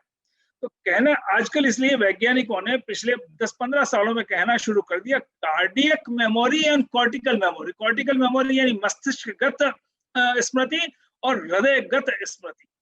तो कहने का मतलब है कि हमारे प्राचीन मनीषियों ने बहुत सारी बातें, जिसको हम कह देते हैं कि कुछ नहीं, ये तो गपोर शास्त्र है, मिथ्या शास्त्र है, ऐसा नहीं, बल्कि उसमें हर चीज बड़ी सटीक लिखी हुई मिलती है। आवश्यकता यह है कि आज के समय में हम इसको, मैं दूसरी बात और कहता हूँ, हार्ट का रोल 1628 में विलियम हार्वे ने बताया कि हार्ट का काम बॉडी में ब्लड सर्कुलेट करना है। इसके अलावा 19वीं सदी के पहले हार्ट का कोई रोल दुनिया को पता नहीं था। हमारे यहाँ 5000 साल पुराना ग्रंथ है शतपथ ब्राह्मण। हम कई बार कहते हैं नहीं ये 2000 साल, उसमें कृत्तिकाओं में बसंत संपात की चर्चा है। कृत्तिका नक्षत्र में बसंत संपात आता था 3000 BC में, इसलिए उसको सारे लोग मानते हैं जो खगोल शास्त्र के समझदार हैं। उसमें और कई सारे सब आयुर्वेद ग्रंथों में ये हृदय शब्द जो बना, जैसे मैंने कहा ना, वन शब्द बनाए, वन्यते याचते वृष्टि प्रदायते इति वन, वृष्टि की मांग करने को वन कहते हैं। उसी में कहा है हरते ददाते रहते यमम हृदय शब्द, यानी कि जो लेता है, बॉडी से ब्लड को लेता है, हरते, ददाते यानी शरीर को, रक्त को देता है, रहते यानी शरीर में रक्त को घुमाता है, यमम यानी धड़कनों का नियमन करता है। 40 साल पहले, बल्कि 60-70 साल पहले तक कोई भी वैज्ञानिक ये नहीं मानता था कि हृदय के स्पंदन में मस्तिष्क की भूमिका है, वो सभी यही मान के चलते। लेकिन अब ये हो गया कि हार्ट बीट जो है that is regulated by the natural pacemaker, जो हृदय गति है उसमें ब्रेन का कोई रोल नहीं। और बल्कि ये और हो गया कि आजकल किसी की हार्ट बीट कम हो जाती है, 70 से 40 हो गई, तो आर्टिफिशियल पेसमेकर लगाते हैं। सिल्वर आयन बैटरी होती है जो सबक्यूटेनियस पसली के नीचे लगा देते हैं, उससे एक इलेक्ट्रोड हृदय के अग्रभाग में पेरिकार्डियम में इंसर्ट कर देते हैं। किसी का अगर ज्यादा प्रॉब्लम होती है तो 2 लीड वाला लगाते हैं, दोनों वेंट्रिकल्स में लगाते हैं। और किसी की ज्यादा प्रॉब्लम होती है तो दोनों वेंट्रिकल और एक एट्रियम यानी अलिंद में भी लगाते हैं, 3 लीड वाला भी लगाते हैं। एक दिन बड़ा चकित हो गया जब मैंने यजुर्वेद में एक मंत्र पढ़ा, अग्निघुंग हृदय नाशिनी घुंग हृदय अग्रहण पशु, पूरा लंबा मंत्र है कि हृदय के अग्रभाग में विद्युत को धारण करो। अब अगर मतलब 5000 से भी ज्यादा साल पहले हमने ये कह दिया था कि हृदय के अग्रभाग में विद्युत की भूमिका है, फिर वहां शब्द है कोशाभ्याम यानी 2 प्रकोष्ठों में, फिर वहां है मत्स्यनाभ्याम यानी शरीर के सभी प्रकोष्ठों में बिजली का, और फिर वहां अंतर परशुव्यन शब्द भी है यानी कि पसलियों के नीचे जो आज हम बैटरी। तो कहने का मतलब यह है कि हमारा जो प्राचीन वांग्मय है उसमें भी इतना अथाह मतलब जो ज्ञान भरा पड़ा है कि उसको ठीक से समझने की आवश्यकता है। जैसे मैं तो शब्दों के निर्वचन पर आजकल बहुत अभिभूत है। भारत ने सारा धन कमाया वो जिंक के एक्सपोर्ट से बड़ी मात्रा में कमाया। दुनिया में 2000 साल पहले कोई जिंक बनाना जानता ही नहीं था। जिंक की स्मेल्टिंग बड़ी संवेदनशील है क्योंकि 820 डिग्री पे जिंक मेल्ट होता है, 910 डिग्री पे उसका बॉइलिंग पॉइंट है, वो उबलने लग जाता है और ऑक्सीडाइज हो जाता है। तो इसलिए उसका उत्पादन हम करते थे तो क्या करते थे कि जो रिटॉर्ट काम लेते थे उसमें कॉपर प्लेट लगा देते थे जिससे कि वो बॉइलिंग जिंक ऑक्सीडाइज नहीं होकर और मेटल फॉर्म में मिले। तो हमने जिंक के लिए शब्द काम लिया यशत, और यशत शब्द की निरूपण उत्पत्ति है ताम्रः यश प्रदायते इति यशदः, which gives credit to the copper। यानी कि पूरी मेटलर्जिकल केमिस्ट्री हमने उसे एक यशद 3 अक्षर के शब्द में छिपा दी। तो मेरा कहने का मतलब यह है कि आज के पत्रकार जगत को हमारे प्राचीन वांग्मय को ठीक से समझने के साथ साथ आज की जो नई नई समस्याएं और आज का जो विचार दर्शन और आज के जो हमारे जीवन मूल्य, इन सारी बातों के ऊपर समाज को सही दिशा में प्रेरित करना कि जब नरसिंह अवतार से हिरण्यकश्यप का संहार करवाने का आवश्यक था तो नारद जी ने कयाधु जो उनकी पत्नी थी उससे विष्णु की स्तुति का आह्वान किया अपने गर्भ के काल के दौरान, इसलिए प्रहलाद ने मतलब जो है जन्म लिया।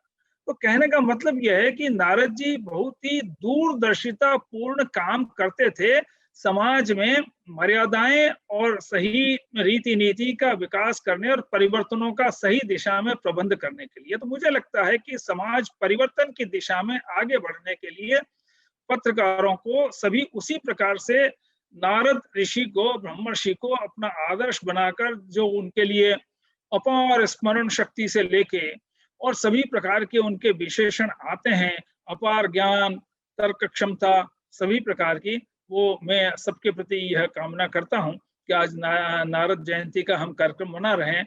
इस अवसर पर सभी लोग नारद जी जितने ही प्रज्ञा संपन्न होके इस देश, विश्व और समाज को सही दिशा में अग्रसर कर सकें, इतना कहकर मैं अपनी बात को यहीं पूरा करता हूं। आप सबका आभार। बहुत सुंदर भाई साहब, बहुत सुंदर, बहुत सुंदर, बहुत अच्छा। Thank you so much, sir. Thank you for sharing your enlightened words with us. अब हम फोरम को ओपन कर रहे हैं क्वेश्चन आंसर राउंड के लिए, तो पार्टिसिपेंट्स अपने सवाल पूछ सकते हैं। आप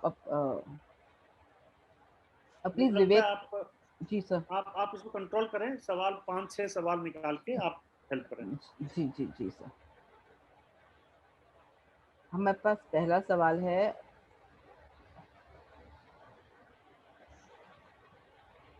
प्लीज आप लोग रेज हैंड कर सकते हैं, इसमें एक ऑप्शन होता है और सवाल पूछ सकते हैं ताकि हम आपको अनम्यूट कर पाएं।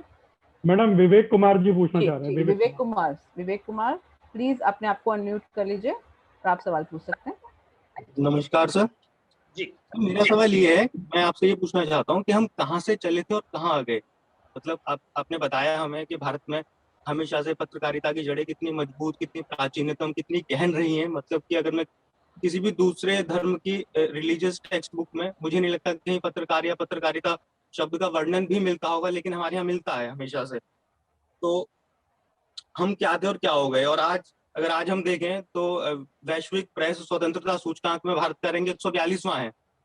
तो हम सर क्या थे और क्या हो गए, हम कहाँ से चले थे और कहाँ पहुंच गए। तो इस समस्या का निवारण हल क्या है कि हम वापस उसी धारा में खुद को जोड़ सके जो हमारी प्राचीनतम धारा थी पत्रकारिता की, या जो हमारा इतिहास था जो हमें हमेशा से मजबूत करता था।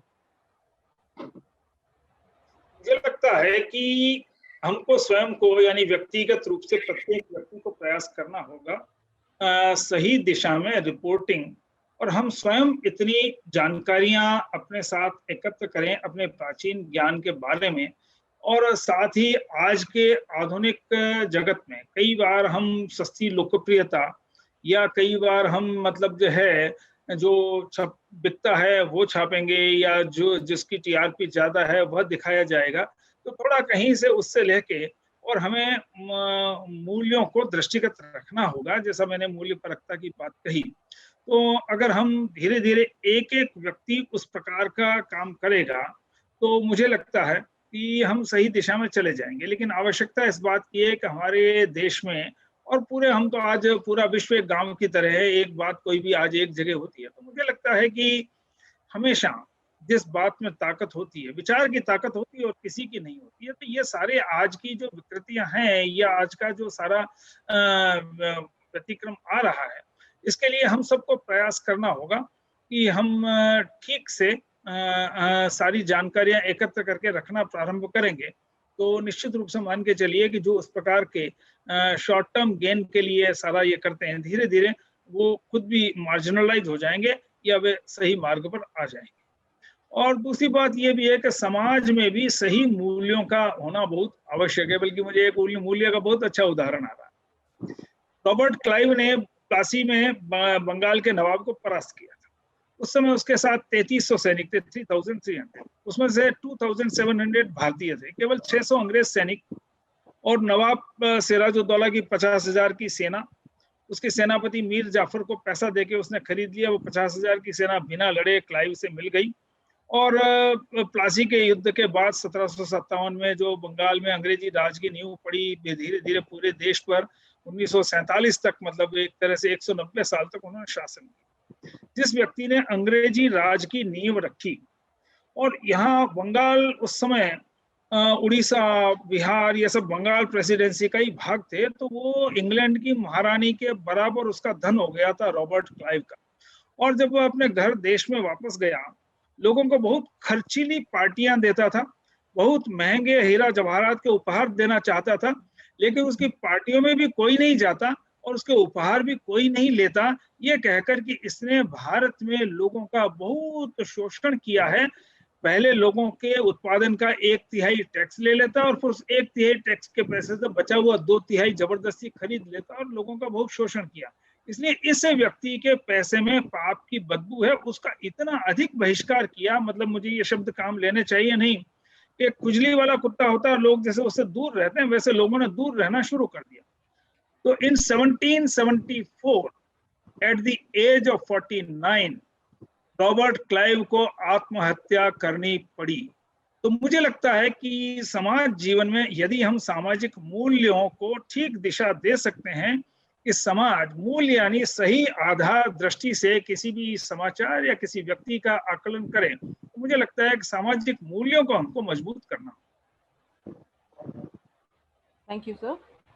अगला क्वेश्चन है संजय जी की तरफ से। संजय जी आप अनम्यूट हैं, अपना सवाल पूछ सकते हैं। सर मैं ये कहना चाहता हूँ कि पत्रकारिता में जो भी आदमी आता है वो सोच के तो ये आता है कि वो बड़ी अच्छी पत्रकारिता करेगा और ईमानदारी से करेगा, लेकिन जिस मीडिया से जुड़ा होता है वो उसकी डिमांड कुछ और होती है। तो जो रोजी रोटी की मजबूरी है किसी मीडिया से जुड़े हुए पत्रकार से भी, उनको वही लिखना है जो उनसे लिखवाया जा रहा है। तो ऐसे केस में हम कितना ईमानदारी अपने काम को आगे बढ़ सकते हैं? देखिए, बिना मरे स्वर्ग नहीं देखते, तो कुछ न कुछ आर्थिक प्रलोभनों से तो ऊपर उठना ही पड़ेगा। अगर तात्कालिक लाभ के लिए हमने उस प्रकार के सारे सनसनीखेज बातों को अगर गैर आनुपातिक तरीके से प्रस्तुत किया तो ठीक है। सारा ये क्षरण इसीलिए होता है कि व्यक्ति कहीं न कहीं पैसे की तरफ जाता है, और इसलिए कहीं न कहीं प्रारंभिक अपने कैरियर में कुछ थोड़ा सा अगर हम संयम रखेंगे तो धीरे धीरे हमारी वैसी छवि बन जाएगी। और वैसी छवि बनने के बाद मैं एक उदाहरण देता हूँ, अरविंद आश्रम पांडिचेरी में जो डीम्ड यूनिवर्सिटी है, वहां बिना परीक्षा के बच्चों को पास किया जाता है। वहां अगर मान लो जो प्रोफेसर मार्केटिंग पढ़ा रहा है, उसको लगा कि भाई मार्केटिंग में इन 10 व्यक्तियों की अच्छी जानकारी होगी, तो वो कह देता है कि इनको पास किया जा सकता है। और पढ़ाने देते समय रेजिडेंशियल है तो वो अगर चाहे तो बच्चों को जितनी देर चाहे उतना पढ़ाए। और वहाँ के एक व्यक्ति को इसी प्रकार से एक कंपनी में जॉब मिला, तो वो सारी बातों की उसने कहा देखिए कुछ समय आप 6 महीने मुझे फ्रीडम दे दीजिए और मुझको वैल्यू बेस्ड तरीके से काम करने दीजिए, मैं आपको लॉस नहीं होने दूंगा। और बाद में ये हुआ, तो वो तो कहने का मतलब ये कहीं ना कहीं हमको प्रारंभिक अग्नि परीक्षा तो देनी होगी, बिना अग्नि परीक्षा के कुछ भी संभव नहीं है। इसलिए एक प्रकार से तात्कालिक लाभ से बचते हुए और हमको सही दिशा में मूल्य निर्माण करने के लिए आगे बढ़ना होगा। Thank you sir. Next Subhash sir हैं। सुभाष जी, आप अपने आप को अनम्यूट कर सकते हैं। सर धन्यवाद, आपने बड़ा अच्छा नारद जी के बारे में बताया। मैं ये पूछना चाह रहा था कि नारद जी का आपने जब महाभारत में धर्मराज का जब राज्य अभिषेक हो रहा था तो उन्होंने 125 से 127 सवाल किए अच्छे राजा के गुण के बारे में।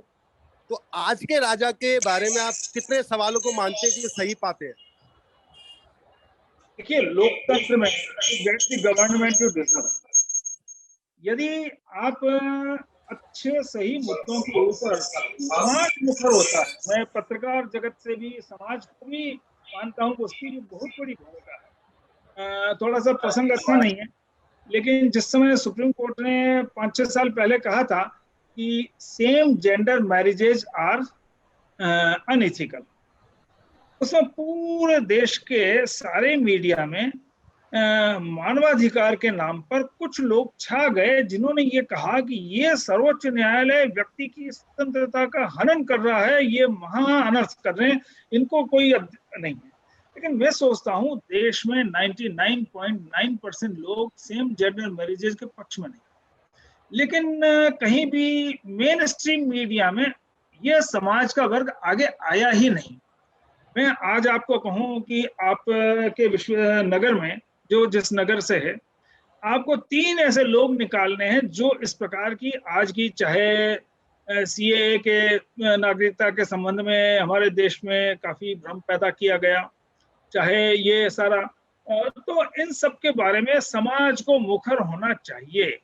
मैं तो बल्कि ये मानता हूं कि जो देश का मूक बुद्धिजीवी है उसको मुखर होने की आवश्यकता है। यदि हमारे देश के सारे बुद्धिजीवी पढ़ा लिखा वर्ग मुखर हो जाए, जहां कहीं कुछ भी थोड़ा मतलब जो है इस प्रकार की अगर घटना विसंगति होती है उसके ऊपर बहुत ही मुखर होके, वो चाहे किसी वेब चैनल पे, चाहे किसी मीडिया पे, चाहे किसी अखबार में लिखे, चाहे अपना ब्लॉग लिखे, चाहे अपना फेसबुक में, लेकिन हम लोग मुखर हो जाएंगे तो मैं सोचता हूँ कि देश दुनिया में कहीं वह परिस्थिति नहीं बनेगी। आज जब हम पूरे सोशल मीडिया पे इतना वेल कनेक्टेड हैं, तो हमें सही मूल्यों का सृजन करने के लिए और अपने मेन स्ट्रीम मीडिया में भी सही मूल्यों का सृजन करने के लिए वैसे लोगों को आगे आना चाहिए। हम एक्चुअली आ नहीं रहे हैं, समाज में से उन लोगों को मुखर कर नहीं पा रहे।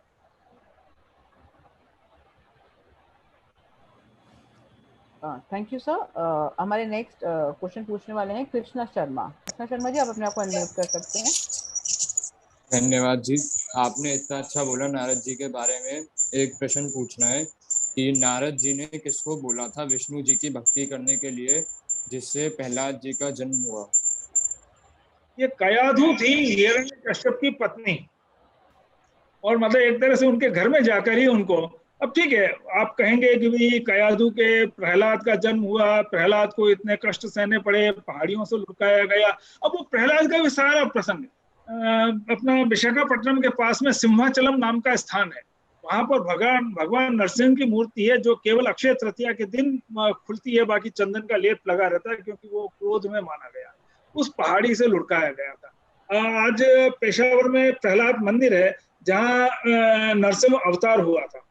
आज हमने वो सारे स्थान जो हैं उनको विस्मृत कर दिया तो प्रहलाद उसकी, लेकिन प्रहलाद ने वो सारी अग्नि परीक्षाएं दी तो जाके वह नरसिंह अवतार हो पाया। वैसे ही चाहे पत्रकारिता के क्षेत्र में हो, चाहे हम समाज जीवन में हैं, चाहे हम प्राध्यापक हैं, जहाँ कहीं भी हमको मूल्यों के संरक्षण की प्रहलाद की भांति ही परीक्षा देनी होगी। और नारद जी की दी हुई सीख के बाद समाज परिवर्तन के लिए अगर वैसा संघर्ष करना पड़ा तो हमें अपने आज के दिन ये संकल्प अवश्य लेना चाहिए कि समाज को सही दिशा देने के लिए किसी भी प्रकार के संकट मुझ पर आए, मुझे किसी भी प्रकार का आर्थिक अभाव लगे या मुझे दूसरे प्रकार से, तो उसकी मुझे बिना चिंता किए और सही दिशा में समाज परिवर्तन में मुझे अपनी भूमिका निभानी चाहिए। Thank you sir, thank you. हमारा अगला सवाल है विकास भाटिया जी की तरफ से। विकास जी आप अपने आप को अनम्यूट कर सकते हैं। सादर नमस्ते भगवती प्रसाद शर्मा जी। आज मैं विकास भाटिया दिग्गी देवदान समिति फरीदाबाद से बोल रहा हूँ। आपने जो सामाजिक परिस्थितियों के साथ का जो आज मूल्यांकन दिया है वो समाज को एक और नई दिशा और अग्रसर की तरफ ले जाएगा। मेरा छोटा सा प्रश्न था जो आपने पर्यावरण के साथ को जोड़ा था, जिसमें आपने केचुओं की बात करी और पानी बचाने की बात करी। हम लोगों ने वाटर रिसोर्सेज सिस्टम लगा रखा है। मैं आर्य समाज से जुड़ा हुआ हूँ और अपनी आर्य समाज मंदिर में मैंने वाटर रिसोर्सेज के लिए वाटर प्लांट लगा रखा है। इसी तरह पर्यावरण के लिए हम लोग पौधारोपण और वृक्ष को आगे बढ़ावा देते हैं। जिस तरह की अभी आपने कुछ संगीत की बताया कि फूलों को इस तरह से लगाना चाहिए या फूलों के पौधों को इस तरह लगाना चाहिए जिसमें हर आधे मीटर के बाद एक अलग कुछ सा नजर आए, क्या उसके ऊपर आप थोड़ी सी और रोशनी दे सकते हैं? आभार। मेरा ये कहना है कि जैसे मेरे यहाँ भी मेरे विश्वविद्यालय में मैं देखता था कि जहाँ अमरूद के पेड़ लगे हुए हैं तो वो मतलब जो है अमरूद का ही है, जहाँ मौसम्बी लगी हुई है मौसम्बी है, जहाँ जो है। और हम हाईवे पे भी जाते हैं तो मान लो नीम के पेड़ लगे हुए हैं तो 20 किलोमीटर तक नीम के पेड़ होते हैं। तो मेरा ये कहना है कि पहले क्या होता था, हर पाव किलोमीटर के रेडियस में हर मौसम में फूल देने वाले पेड़ पौधे मिल जाते थे और इसलिए मधुमक्खियां, तितलियां, इन सबको आहार मिल जाता था।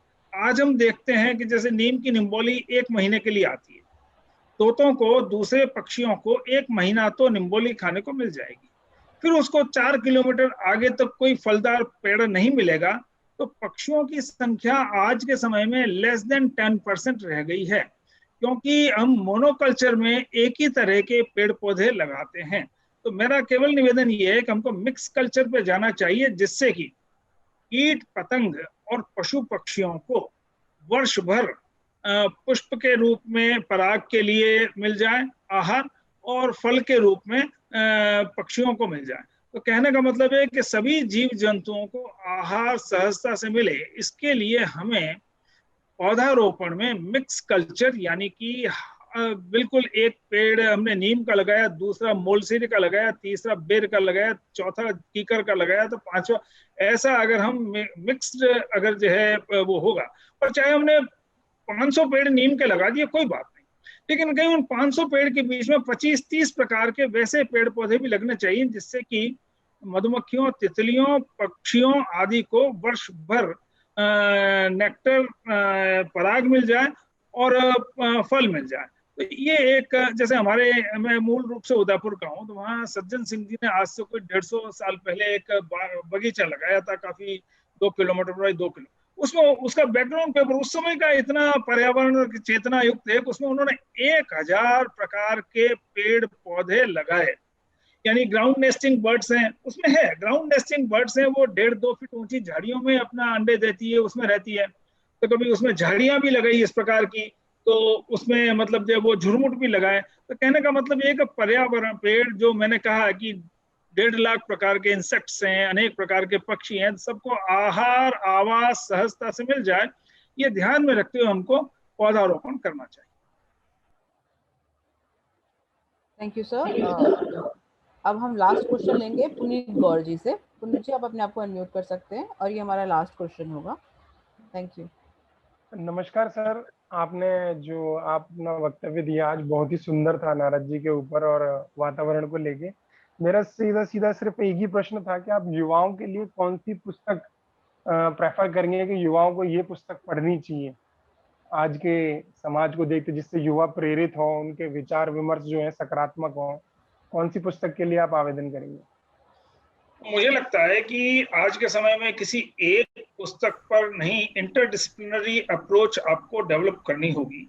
और इसलिए और आज ज्ञान का विस्फोट हो रहा है, हर दिन हर रोज नए नए मतलब जो है वैज्ञानिक आविष्कार और अनेक प्रकार के अनुसंधानों की बात भी आ रही है, सामाजिक अनुसंधान भी हो रहे हैं।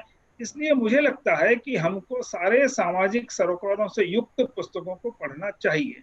जैसे मैं थोड़ा सा मैंने वो परिवार वाला प्रसंग लिया था, तो हमारे देश में अनुसंधान नहीं हुए, जो सोशियोलॉजी के लोग हैं उनसे भी मेरा निवेदन है। यूरोप और अमेरिका में बहुत अनुसंधान हुआ कि जिस दंपत्ति का तलाक होता है उस दंपत्ति के बच्चे या बच्ची की पढ़ाई लिखाई तलाक की तिथि से 2 साल पहले से प्रभावित होना शुरू हो जाती है, उसकी मनोदशा पर दबाव आना शुरू हो जाता है और कुछ मामलों में 4 वर्ष पहले से ही आना शुरू हो जाता है। मेरा कहने का मतलब है कि चाहे परिवार चिंतन हो, चाहे वो समाज चिंतन हो, चाहे वो पर्यावरण चिंतन हो, चाहे वो आज की सामयिक राजनीति और समसामयिक चिंतन हो, इन सभी विषयों के ऊपर हमको एक इंटरडिसिप्लिनरी दृष्टि डेवलप करने के लिए मुझे लगता है कि हमको इन सभी प्रकार के उनको पढ़ना चाहिए।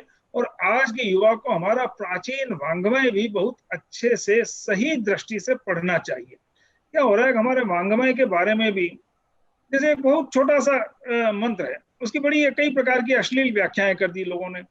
ते उभय चतुर्पदे संप्रसार्या, वे दोनों चारों पैर प्रसार कर, तो उसमें है ये कि वे दो यानी राजा और प्रजा दोनों मिलकर चारों प्रकार के पुरुषार्थ धर्म अर्थ काम मोक्ष का प्रसार करने।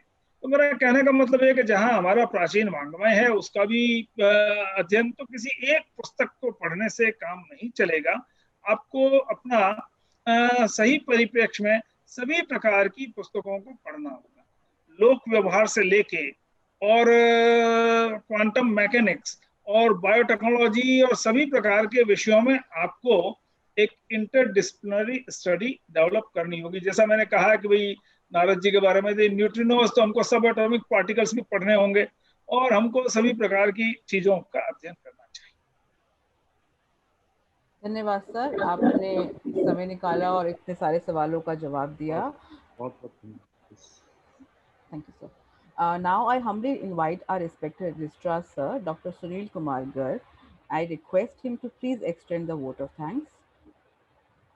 धन्यवाद अलका जी। आशा करता हूँ आप सबको मेरी आवाज सुन रही होगी। जी सर। सभी को नमस्कार।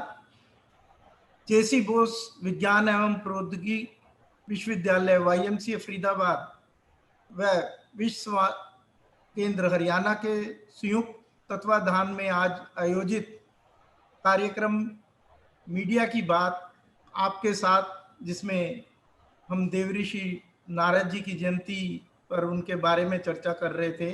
मैं मुख्य वक्ता के नाते उपस्थित गौतम बुद्ध विश्वविद्यालय के कुलगुरु प्रोफेसर भगवती प्रकाश शर्मा जी का मैं हार्दिक आभार कि आज आपने कार्यक्रम के लिए अपना समय निकाला और आपके प्रेरक उद्बोधन ने वास्तव में हमें इस विषय पर एक नया दृष्टिकोण दिया है।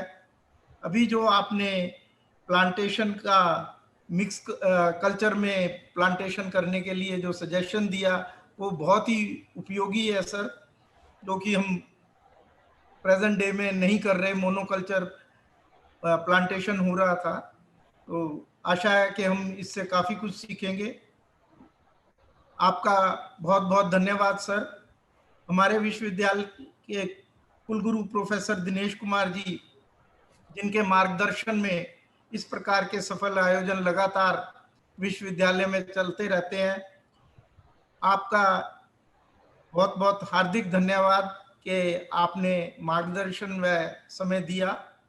विश्व संवाद केंद्र हरियाणा के सचिव श्री राजेश कुमार जी व प्रांत भर से जुड़े हुए संवाद केंद्र के अन्य कार्यकर्ताओं का भी बहुत बहुत धन्यवाद, जिनके सहयोग से आज का ये कार्यक्रम सफल हुआ।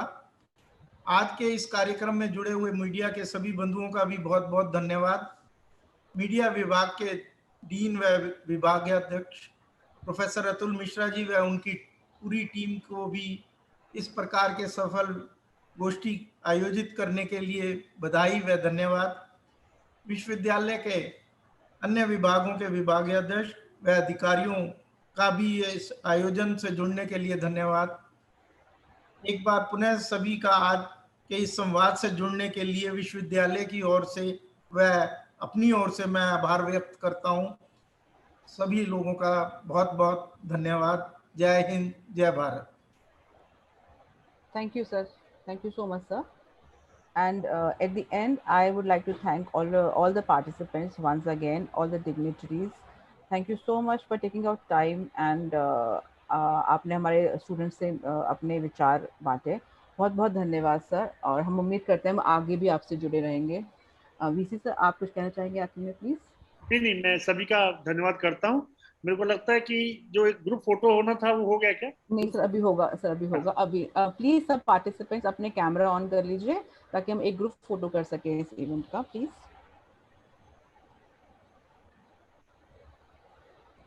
सब लोग अपने कैमरा ऑन कर लीजिए प्लीज। राजेश जी, आप भी अपना कैमरा ऑन कर लें प्लीज। Thank you ji.